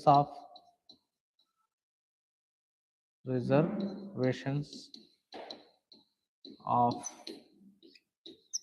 middle and low classes or lower caste. Right. మధ్య మరియు నిమ్న కులాల రిజర్వేషన్ల కోసం roster విధానాన్ని తయారు చేయడం, పాటించడం, అమలు చేయడం. ఓకేనా? సో ఎక్కువ మంది మధ్యస్థాయి కులాలు వారు ఉన్నారు, ఎక్కువ మంది మెజారిటీ మధ్యస్థాయి కులాలను కేవలం 2 to 3% ఉన్న బ్రాహ్మణులు శాసిస్తున్నారు. అలాంటి బ్రాహ్మణులకు వ్యతిరేకంగా ఎక్కువ మొత్తం మధ్యస్థాయి మరియు నిమ్న స్థాయి కులాల వారు మెజార్టీగా ఉన్న వీరి యొక్క హక్కుల కోసం, వీరి యొక్క సామాజిక సమానత్వం కోసం, హక్కుల కోసం పోరాటం చేయడానికే ఏ పార్టీ ఏర్పడింది? Justice party. ఓకేనా? సో జస్టిస్ పార్టీలో ముఖ్యంగా చూడండి, బ్రాహ్మణులు లేని, పురోహితులు లేని వివాహాలు చేయడం, బలవంతపు దేవాలయ ప్రవేశం చేయడం, రైట్. అదేవిధంగా ముఖ్యంగా దక్షిణ భారతదేశంలోని నిమ్న మరియు మధ్యస్థాయి కులస్తుల కోసం పోరాటం చేయడం, అదేవిధంగా మనుధర్మ శాస్త్రం శూద్రులకు నాలుకను కోస్తానంది ఎప్పుడు వేదాలు పఠిస్తే, అలాంటి మనుధర్మ శాస్త్రాన్ని తగలబెట్టడం, అదేవిధంగా బ్రాహ్మణ ఆధిపత్యాన్ని, పౌరోహిత ఆధిపత్యాన్ని మరియు కుల వ్యవస్థను ఖండించడం, వ్యతిరేకించడం, అదేవిధంగా తక్కువ మెజారిటీ ఉన్న తక్కువ జనాభా ఉన్న 2 to 3% ఉన్న బ్రాహ్మణులు, ఎక్కువ జనాభా ఉన్న మధ్యస్థాయి నిమ్న స్థాయి కులాల వారికి వారు శాసిస్తున్నారు. అలాంటి నిమ్న స్థాయి మరియు మధ్యస్థాయి కులాల యొక్క హక్కుల కోసం వారికి రైట్ రాజకీయాల్లో, విద్య రాజకీయాల్లో రైట్ మంచి అవకాశాలు, రిజర్వేషన్ కల్పించడానికి రోస్టర్ విధానాన్ని అమలు చేయడం. ఎందులో right education and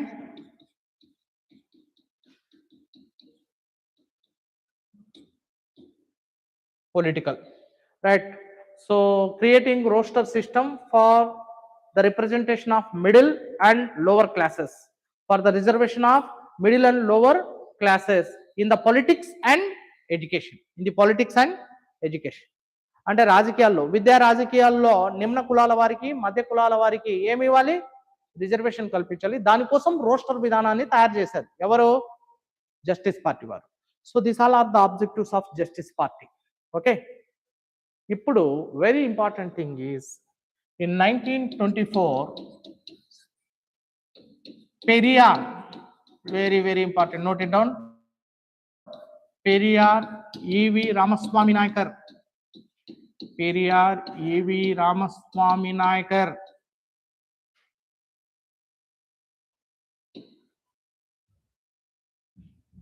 Periyar E V Ramaswamy Naicker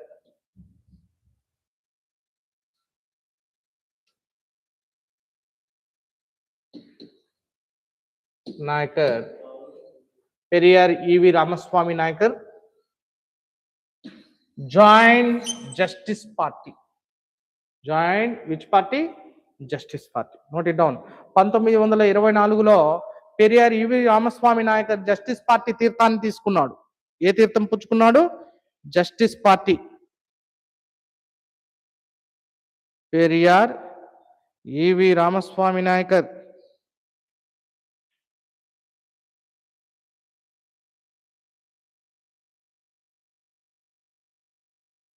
E V అంటే ఈరోడ్ వెంకటప్ప రామస్వామి ఇతడి పేరు.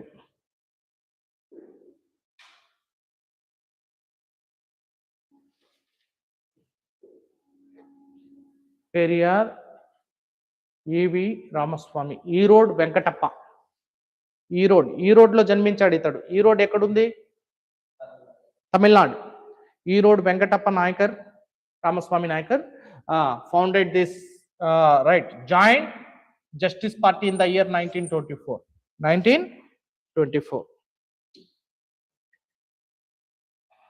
Periyar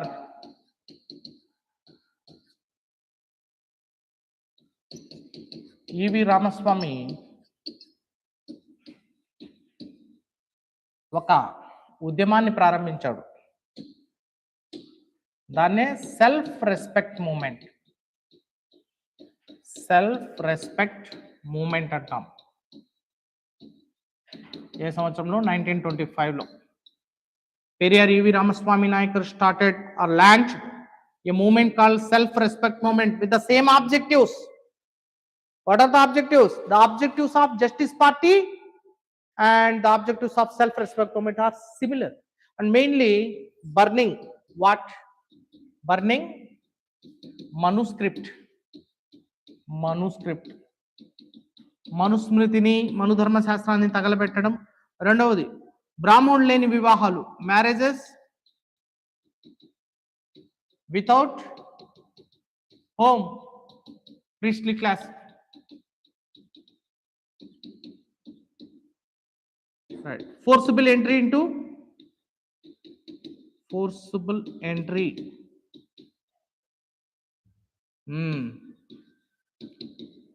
the temples. Forcible entry into the temples. బలవంతపు ఆలయ ప్రవేశం చేయడం. రైట్, బలవంతపు ఆలయ ప్రవేశం చేయడం, forcible entry into the temples. Opposing Brahminical domination.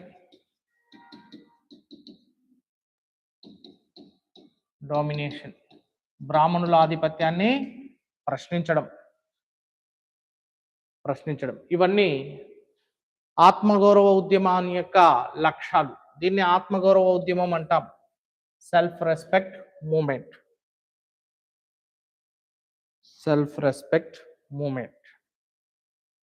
ఆత్మగౌరవ ఉద్యమం అని పిలుస్తాం.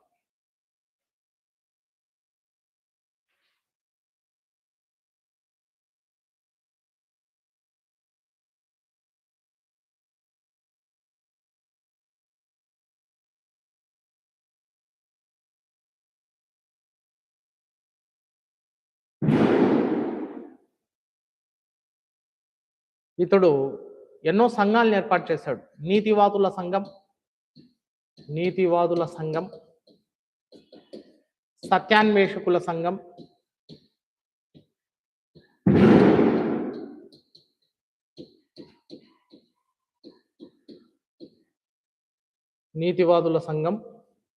సత్యాన్వేషకుల సంఘం. నీతివాదుల సంఘం అంటే right society of honest people,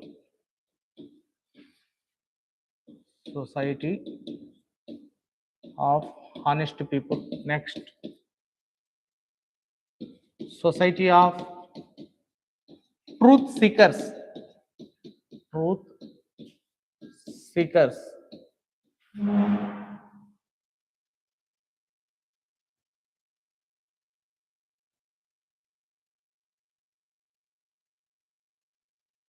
society of truth seekers, society of honest people.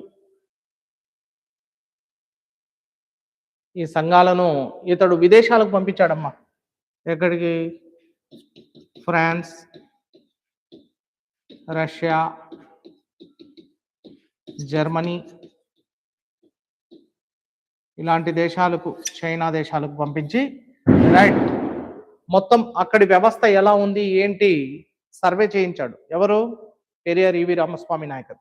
Periyar E V Ramaswamy Nayakar formed many associations, right? An association of honest people, an association of truth seekers, right? An association of నాస్తికుల సంఘం అంటే right society of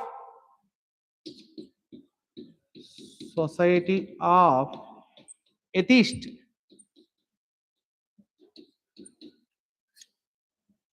నాస్తికుల సంఘం, సత్యాన్వేషకుల సంఘం, నీతివాదుల సంఘం ఇలాంటి సంఘాలను ఏర్పాటు చేశాడు. Society of atheist,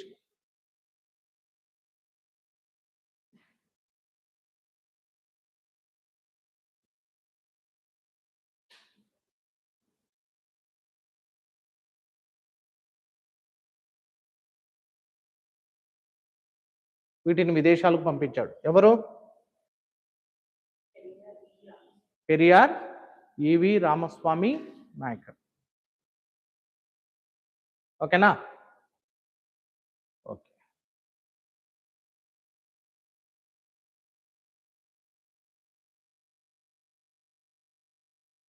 ఈ సంఘాలన్నిటినీ విదేశాలకు పంపించి రైట్ అక్కడి సమాజాలను స్టడీ చేయించాడు. To study the foreign societies. Next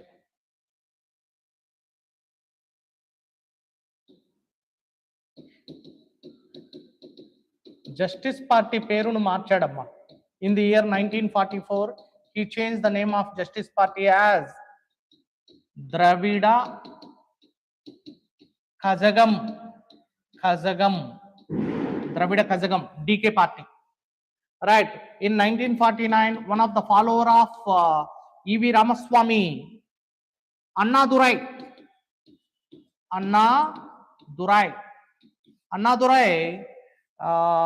changed the name Dravida Kazagam into Dravida Munnetra Kazagam.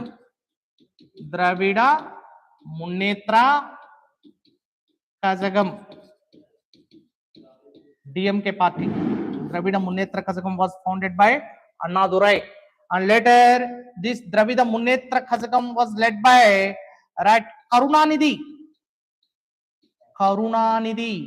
later that was led by Karunanidhi. Right, after Karunanidhi, Stalin.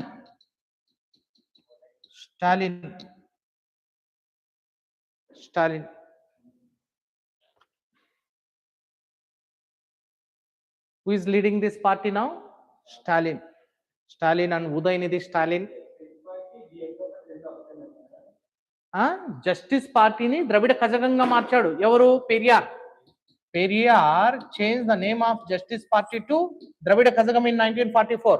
But in 1949, one of the follower of Periyar, Annadurai, added Munnetra to Dravida Kazhagam. Right. So he came out of Dravida Kazhagam. He added one more word to Dravida Kazhagam called Dravida Munnetra Kazhagam. So Dravida Kazhagam, right, changed to Dravida Munnetra Kazhagam by Annadurai in the year 1949. So after Annadurai, Dravida Munnetra Kazhagam was led by Karunanidhi, and later Stalin. Now who is leading this party? Stalin, right? Stalin and Udaynidhi Stalin, his son Udaynidhi Stalin, right? And 1972, in the year 1972, right, MZ Ramachandran having, right, good charisma, and he was the first film actor to become the chief minister in Indian politics from Tamil Nadu. Right, MZ Ramachandran founded Anna All India Anna Dravida Munnetra Kazhagam. All India Anna Dravida Munnetra Kazhagam. After MZ Ramachandran, Janaki Ramachandran. After Janaki Ramachandran, Jaya Lalita. After Jaya Lalita, Panniru Selva. After Panniru Selva, Palani Swami. Now these two are the ruling and opposition parties of Tamil Nadu. One is DMK, another one is Anna DMK.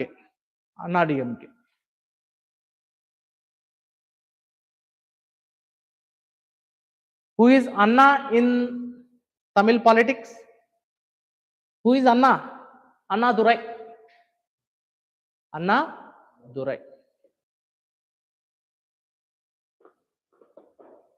So this is the history of Justice Party. Justice Party నుంచి రెండు ఆవిర్భవించాయి. ఒకటి ద్రవిడ మున్నేత్ర కజగం, మరొకటి all India అన్నా ద్రవిడ మున్నేత్ర Kazhagam.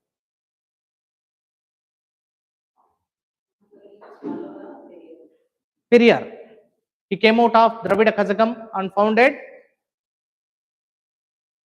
Dravida Munnetra Kazhagam in 1949. You stand up. What is your doubt? Stand up.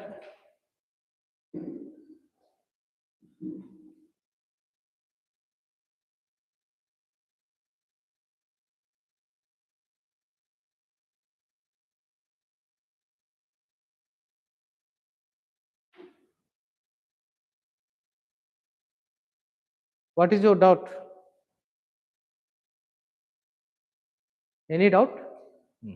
First, Justice Party was founded by CCN Mudaliyar, TM Nair and Tyagaraja Chettiar in the year 1917. The original name was South Indian Liberal Federation. When it comes to, right, Periyar E.V. Ramaswamy Nayakar, he joined Justice Party in the year 1924. Eventually, he led a movement, self-respect movement, right? As an integral part of Justice Party, he led a movement, self-respect movement. ఆత్మగౌరవ ఉద్యమాన్ని చేశాడు. ఆత్మగౌరవ ఉద్యమం అనంతరం ఎన్నో సంఘాలను స్థాపించి విదేశాలకు పంపించాడు. రైట్, సంఘ సమానత్వం కోసం, రైట్, నిమ్న కులాలు మరియు మధ్య కులాల యొక్క హక్కుల కోసం పోరాడాడు. అంతేకాదు Periyar E V Ramaswamy Naicker fought for Dravidasthan. When Muhammad Ali Jinnah fighting for Pakistan, he fought for Dravidistan. So he wanted to separate nation, separate country, that is Dravidistan. Dravidistan means Andhra, Tamil Nadu, Karnataka and Kerala. These 4 states, right? He wanted to form a separate nation with the 4 states, that is Dravidistan. Who wanted to form this? Periyar E.V. Ramaswamy Nayakar. He fought for Dravidistan. Okay. So Muslims fought for, under Muhammad Ali Jinnah, the Muslims fought for Pakistan. Okay. So but he fought for the low and oppressed classes and middle classes. He fought for Dravidistan. Okay. Anyhow, after Periyar changed the name of Justice Party to Dravida Kazhagam in 1944, and then 1949 Anna Durai came out of Dravida Kazhagam and founded Dravida Munnetra Kazhagam. Right. In 1972, Tamil film star M.G. Ramachandran entered the Tamilian politics and founded All India Anna Dravida Munnetra Kazhagam. So these two, Dravida Munnetra Kazhagam, All India Anna Dravida Munnetra Kazhagam, both came from Dravida Kazhagam. Dravida Kazhagam is Justice Party. Okay. Okay. Note చేసుకున్నారా? Next.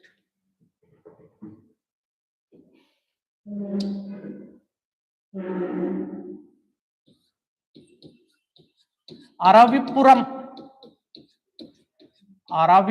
movement, which is also known as Ezhava movement. Note it down. Aravipuram Udyamam leda Ezhava Udyamam in Kerala, started by Narayana Guru. Note it down. Aravipuram movement.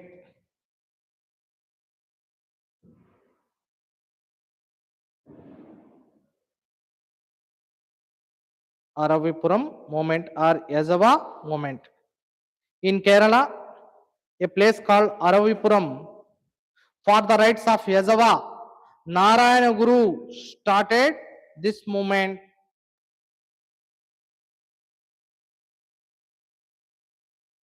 In Kerala, for the rights of whom?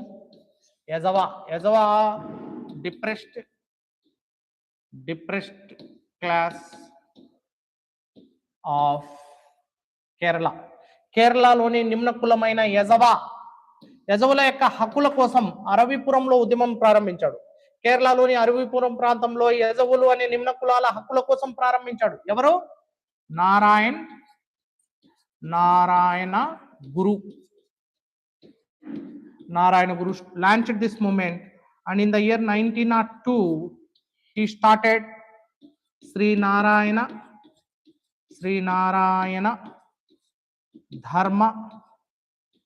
Dharma Pratipalana Yogam. He founded a society called Sri Narayana Dharma Pratipalana Yogam for the equality of the society, or social equality.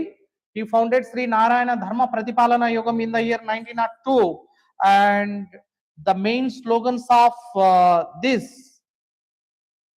society is one God, one religion, and one caste. One God, one religion, one caste. Vaka daivam, vaka matam, vake kulam. Right.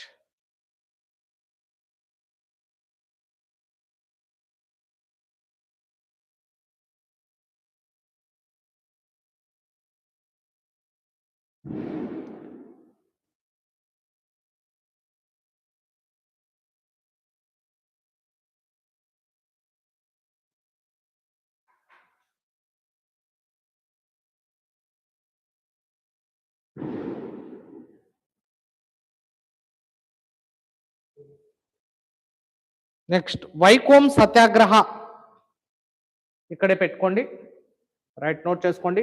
Vaikom Satyagraha ఇందులోనే note చేసుకోవాలమ్మా. Vaikom Satyagraha, side heading. Satyagraha అంటే ఎవరు గుర్తుకు రావాలి మీకు? గాంధీ గుర్తుకు రావాలి. Vaikom Satyagraha. Vaikom is a place in Kottayam district, Kerala, right, where a satyagraha was launched by the Congress leaders for the rights of Yazavas, for the temple entry program of Yazavas. యజువులకి టెంపుల్లో ప్రవేశించే హక్కు లేదు, ఎందుకంటే వారు నిమ్న కులాల వారు, అందుకే వారికి ఆలయంలోకి ప్రవేశం లేదు. అందుకే వారి హక్కుల కోసం, ఆలయ ప్రవేశ హక్కుల కోసము కాంగ్రెస్ నాయకుల ఆధ్వర్యంలో వైకోం సత్యాగ్రహం జరిగింది 1924 నుంచి 25 వరకు. ఈ వైకోం సత్యాగ్రహంలో పాల్గొన్నవారు right Madhavan, T N Madhavan, K Kelappan and CF Andrews, Deenabandhu, CF Andrews, Deenabandhu అంటాం ఇతన్ని, Deenabandhu CF Andrews. They were the Congress leaders who actively participated in Vaikom Satyagraha in Kerala for the rights of Yazavas to enter the temples. Temple entry program. This is a temple entry program. This is a temple entry program.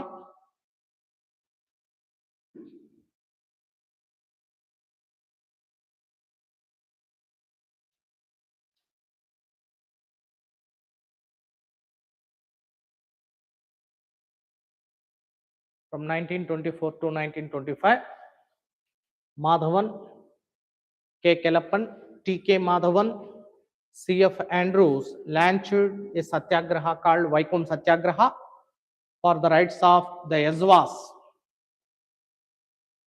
and their entry into temples, forcible entry into temples.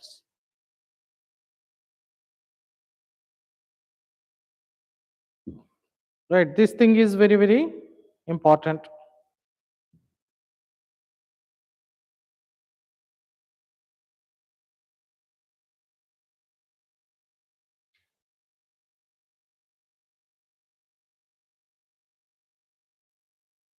Next, Nair moment. Side heading. Nair, not liar. Nair moment.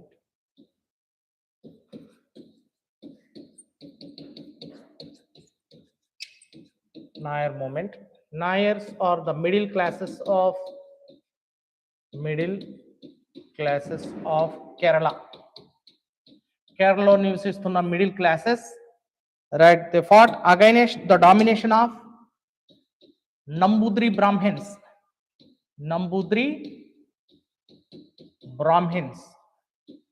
ఈ Namboodiri Brahmins ఏం చేసేవాళ్ళంటే middle classes అయిన నాయర్లను ఏం చేసేవారంటే అర్ధనగ్నంగా రమ్మని, నృత్యం చేయమని, right, చాలా హింసించేవారు. ఎవరిని? నాయర్లని. Nair is the middle class section of the Kerala where the upper classes Nambudri Brahmins, right, created atrocities over the middle class section Nairs. ఈ నాయర్ల మీద హింసాకాండను మొదలు పెట్టారు, అర్ధనగ్న ప్రదర్శనలు చేయమన్నారు, వీడిని హింసించారు. ఇలా చేస్తుంటే చివరికి నాయర్లందరూ ఏకమై ప్రశ్నించారమ్మా. ఈ నాయర్లు ఈ నంబూద్రి బ్రాహ్మణుల యొక్క పొలాల్లో వారు జమీందారులు, పెద్ద పెద్ద జమీందారులు, వారి యొక్క భూముల్లో పనిచేసేవాళ్ళు, రైట్, వీరిని అందరినీ హింసించేవారు. ఈ హింసకు వ్యతిరేకంగా కొంతమంది పోరాడారు నాయర్లు. Note down the leaders C.V. Raman Pillai, leaders of this movement against the Nambudri Brahmins. Leaders of the C.V. Raman Pillai. He was a Nair leader. He wrote a book, Marthandavarma,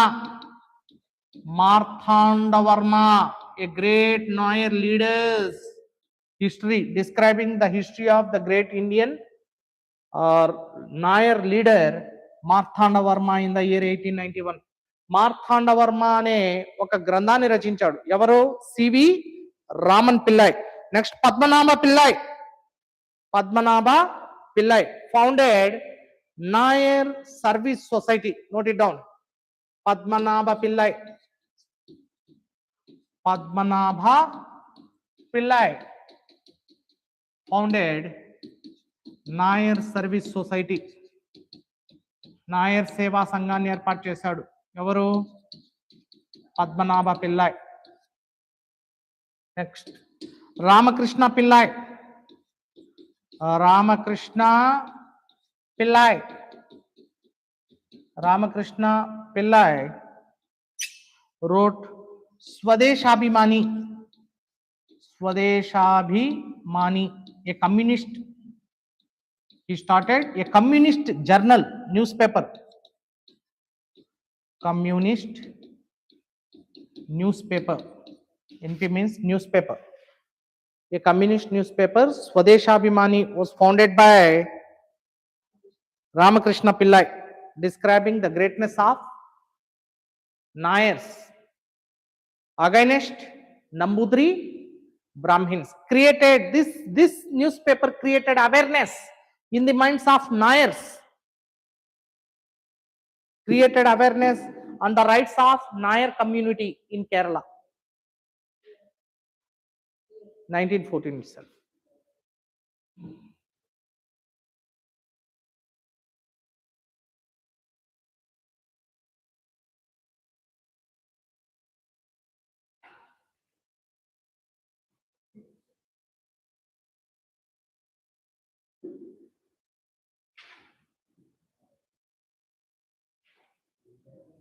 So these are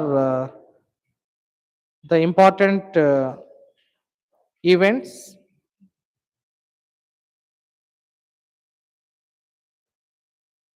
Right, these all are the important events. Right, Ramakrishna Pillai founded Marthanda Varma. Marthanda Varma, he started Marthanda Varma, a novel describing the hero of Nayar community. And Padmanabha Pillai started Nayar Service Society in the year 1914. And then Ramakrishna Pillai started Swadeshabhimani, a communist newspaper in the year 1905. And this newspaper bringing awareness in the minds of the Nayar community, right? And they started fighting for the rights, created awareness. This all things happened in the middle class sections of Kerala. And what is the middle class section of the Kerala? Nayar, fighting against Nambudri Brahmins and their atrocities, their dominations. Okay. Nayak kadra, Nayar.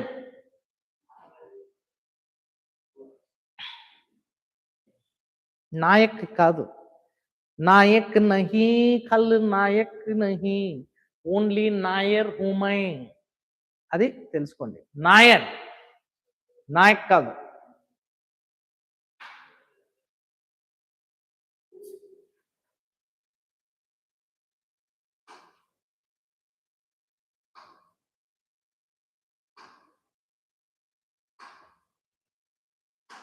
Okay, so these all things are very, very important with respect to the anti-caste revolts. Anti-caste revolts.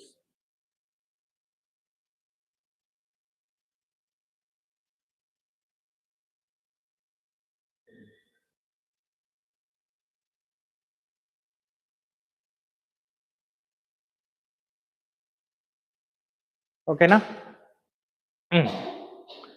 So next our discussion would be on national movement. What next? National movement.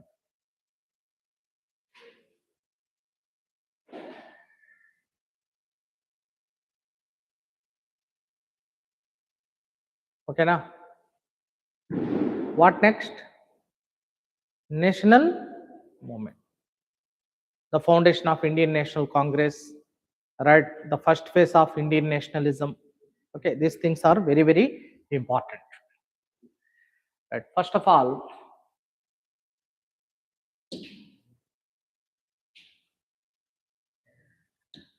what is nationalism? What did you understand by the term nationalism?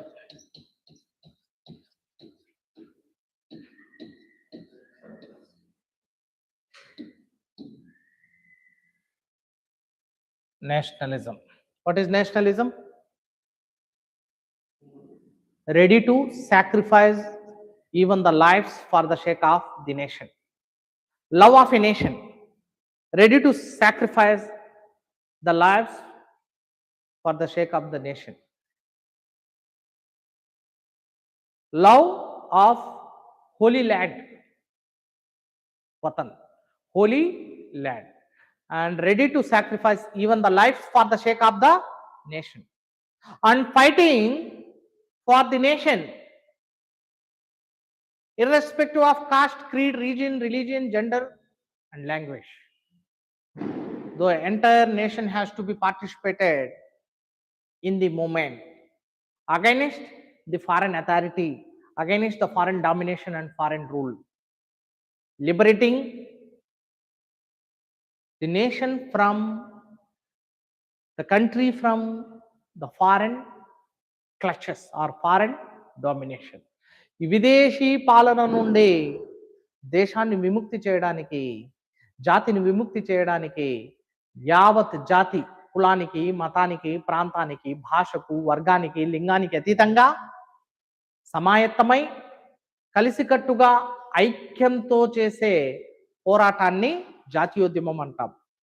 ఇది గొప్ప సమరశీల పోరాటం ఇది. Right. So ఈ జాతీయోద్యమం అనేది 19వ శతాబ్దపు ద్వితీయార్ధంలో 3 పువ్వులు మరియు 6 కాయలుగా వర్ధిల్లింది.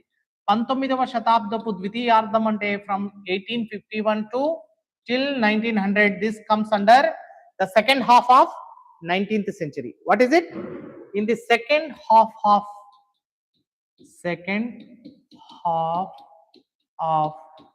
19th century, the feelings of nationalism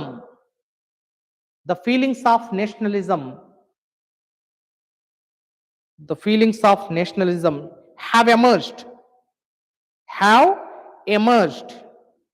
The feelings of nationalism have emerged in the second half of 19th century. 19వ శతాబ్దపు ద్వితీయార్ధంలో జాతీయోద్యమ భావాజాలం అనేది 3 పువ్వులు మరియు 6 కాయలుగా వికసించింది. 3 పువ్వులు మరియు 6 కాయలుగా వికసించింది. ఏది? జాతీయవాదం, జాతీయోద్యమ భావాజాలం. రైట్. ఈ నేషనలిజంలో ఉండవలసిన ఫీచర్స్ ఏంటి? What are the features of nationalism? Nationalism must have the features. Right. Love of a nation.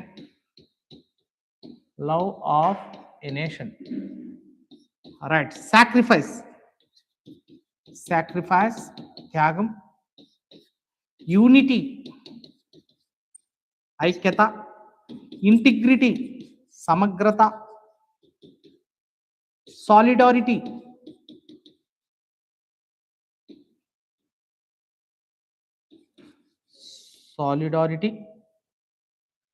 right.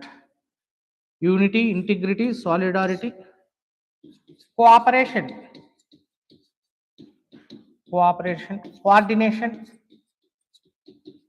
coordination.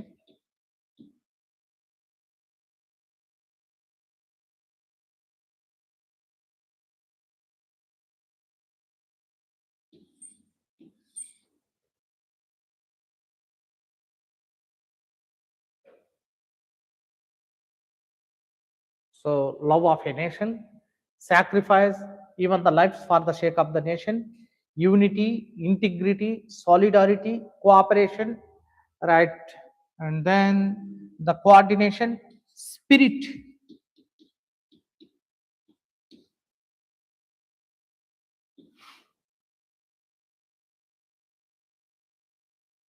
spirit of a nation or a national spirit.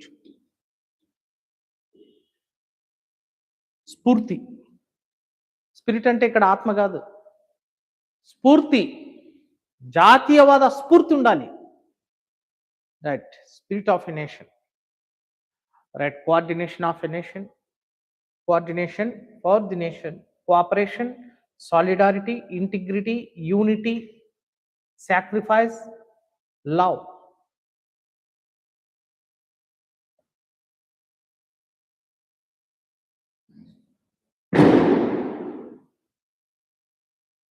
The thoughts of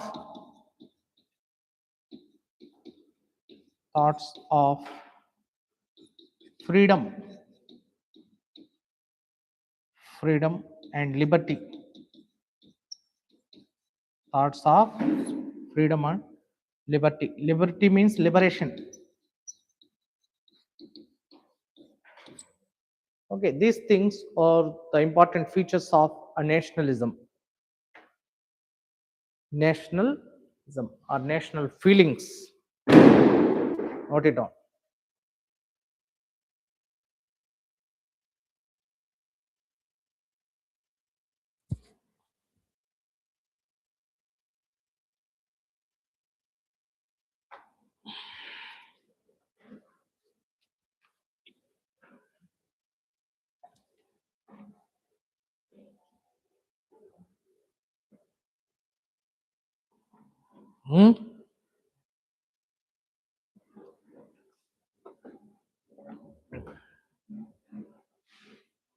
Okay, so how did the nationalistic feelings have emerged in the second half of the 19th century? Right, and what political party is responsible for the Indian nationalism, and what factors made responsible for the nationalism in India? These all things will be discussed soon after a short break. చిన్ని విరామం, చిటికలో వచ్చేయండి. Right, విరామం తీసుకోండమ్మా. Will discuss. ఏమయ్యా యూ రే ఎక్కడ